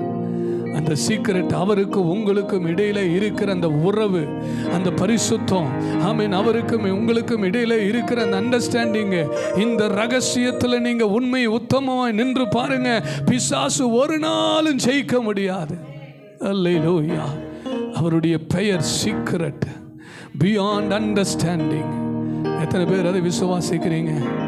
யோசிச்சு பாருங்க. பெலிஸ்தியர்கள் எல்லாம், நான் நினைக்கிறேன் சிம்சோனுடைய காரியத்தில் அவங்கெல்லாம் உயிரோட செத்து போயிருப்பாங்க. இவனை புரிஞ்சிக்கவே முடியலையே. இத்தனை வருடம் நம்ம கட்டி காண்ப எழுப்பின சாம்ராஜ்யங்கள் தகர்ந்து போகிறதே. 40 வருடம் இவர்களை நம்ம அடிமைப்படுத்தி இருந்தோம். எங்கேயோ இருந்த ஒருத்த வந்தான், வளர்ந்தான், வாலிபன் ஆனா இவன் ஒருத்த இன்றைக்கு இவ்வளோ பெரிய அழிவை கொண்டு வரானே. அதுக்கு பேரு தான் கர்த்தருடைய ரகசியம். இன்னைக்கு ஆண்டவர் நம்முடைய வாழ்க்கையில கிரியை செய்ய விரும்புகிறார். இதுவரை நீ கண்டிராத ஒரு பெரிய மகிமை. வாஞ்சிக்கிறவங்க கரங்களை தட்டி, ஆண்டவர் நான் அதை பார்க்கட்டும் ஐயா, என் குடும்பத்துல நான் பார்க்கட்டும் ஐயா, என் சொந்த பிள்ளைகளிடத்துல பார்க்கட்டும் ஐயா. சிலருடைய ரட்சிப்புக்காய் செபிக்கிறவர்கள் இந்த வார்த்தையை தீர்க்க தரிசனமாக எடுத்து ஜெபம் பண்ணுங்க. ஏன்னா உங்களுக்கு தெரியும், உங்கள் கணவராக இருக்கலாம், உங்கள் பிள்ளைகளாக இருக்கலாம், இவங்களுக்கு எவ்வளவோ சொல்லிட்டோம், இவங்கெல்லாம் கேட்க மாட்டேங்கிறாங்க. சில நேரத்தில் நீங்களே முடிவு பண்ணியிருப்பீங்க, இவங்கெல்லாம் ரட்சிக்கவே பட மாட்டாங்க, இவங்கெல்லாம் கேட்கவே மாட்டாங்க. அப்படி முடிவு பண்ணாதீங்க. கர்த்தர் கிரகிக்க முடியாத ஒரு காரியத்தை செய்வாராக, புரிந்து கொள்ள முடியாத ஒரு காரியத்தை செய்வாராக. நீ ஜெபித்து கொண்டிருக்கிற அந்த நபருக்காக கர்த்தர் இரக்கம் பாராட்டுவாராக. எப்படி அவர்கள் மனம் திரும்புகிறார்கள், எப்படி இயேசுவை ஏற்றுக்கொள்றாங்க, எப்படி அவர்கள் முழங்கால் படியிடுறாங்க, எப்படி அவர்கள் ரட்சிக்கப்படுகிறார்கள் என்பதே தெரியாத விதத்தில் ஒரு பெரிய அற்புதம் நடப்பதாக. எத்தனை பேர் அப்படி வாஞ்சிக்கிறீங்க? தொடர்ந்து ஜெபம் பண்ணுங்க, சோர்ந்து போகாதீங்க. அவருடைய நாமம் அதிசயமானது, அவருடைய நாமம் அதிசயமானது. சில நபர்கள் மேலே உங்கள் நம்பிக்கையெல்லாம் விட்டுருப்பீங்க. எத்தனையோ சொல்லி புரிய வச்சுட்டோம், புரிஞ்சிக்க மாட்டேங்கிறாங்க. இதுக்கு மேலே புரிந்து கொள்றதுக்கு ஒன்றும் இல்லை, இதுக்கு மேலே சமாதானம் பண்ணுறதுக்கு ஒன்றும் இல்லை. உங்கள் பலன் ஒரு வேளை கரைந்து போயிருக்கலாம். ஆண்டவரிடத்தில் அறிக்கை பண்ணுங்க, இதெல்லாம் எங்கள் பலவீனம்தான், ஆனால் நாங்கள் விசுவாசிக்கிற எங்கள் தேவனாகிய கர்த்தர் அவர் அதிசயங்களை செய்கிறவராயிருக்கிறார், அவர் அற்புதங்களை செய்கிறவராக இருக்கிறார். சொல்லலாமா? அல்லேலூயா, ஆமென். அதனால தான் அருமையான சங்கீதக்காரன் ஆசாபு சொல்லுகிறார், இதெல்லாம் என் பலவீனம், எல்லாம் சொல்லி அறிக்கை செய்து விட்டு அவன் சொல்றான், அதிசயங்களை செய்கிற தேவன் நீரே. ஆமென். ஜனங்களுக்குள்ள உம்முடைய வல்லமையை விளங்க பண்ணுகிறவர் ஐயா. எங்களுடைய தேவனை போல பெரிய தேவன் நீர் யார்? அல்லேலூயா. பெரிய தேவன் யார்? எத்தனை பேர் அதிசயத்தை வாஞ்சிக்கிறீங்க? அன்று எங்களால் புரிந்து கொள்ள முடியாத ஒரு காரியம் நடக்கணும்ப்பா. அதை நாங்கள் வெறும் வசனத்தில் வாசிக்கிறது மாத்திரமல்ல, அதை நாங்கள் பெற்றுக்கொள்ளத்தக்கதாக கர்த்தர் நிச்சயமாய் நமக்கு அதை செய்யும்படியாய் எல்லா கரங்களை தட்டி நன்றியோடு கூட கர்த்தரை ஸ்தோத்திரம் பண்ணலாமா? வாய் திறந்து கேளுங்க. உங்க தனிப்பட்ட வாழ்க்கையில, குடும்பத்தில், சபையில், ஊழியத்தில் கர்த்தர் அதை நிறைவேற்றி தரும்படி அதிசயங்களை செய்கிறவர், அற்புதங்களை செய்கிறவர். அல்லேலூயா. நன்றி செலுத்துகிறோம். உம்முடைய நாமம் அதிசயம் என்பதை மனோவாவுக்கு விளங்க பண்ணினது போல எங்களுக்கு விளங்க பண்ணி இருக்கிறேன்.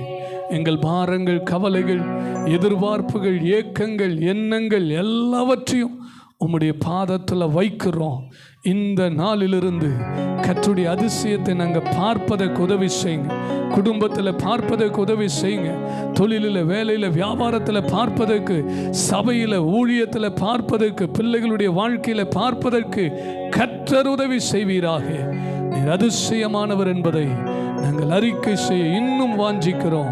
கிருபை தாங்க. இயேசுவின் மூலம் ஜெபிக்கிறோம் பிதாவே, ஆமென்.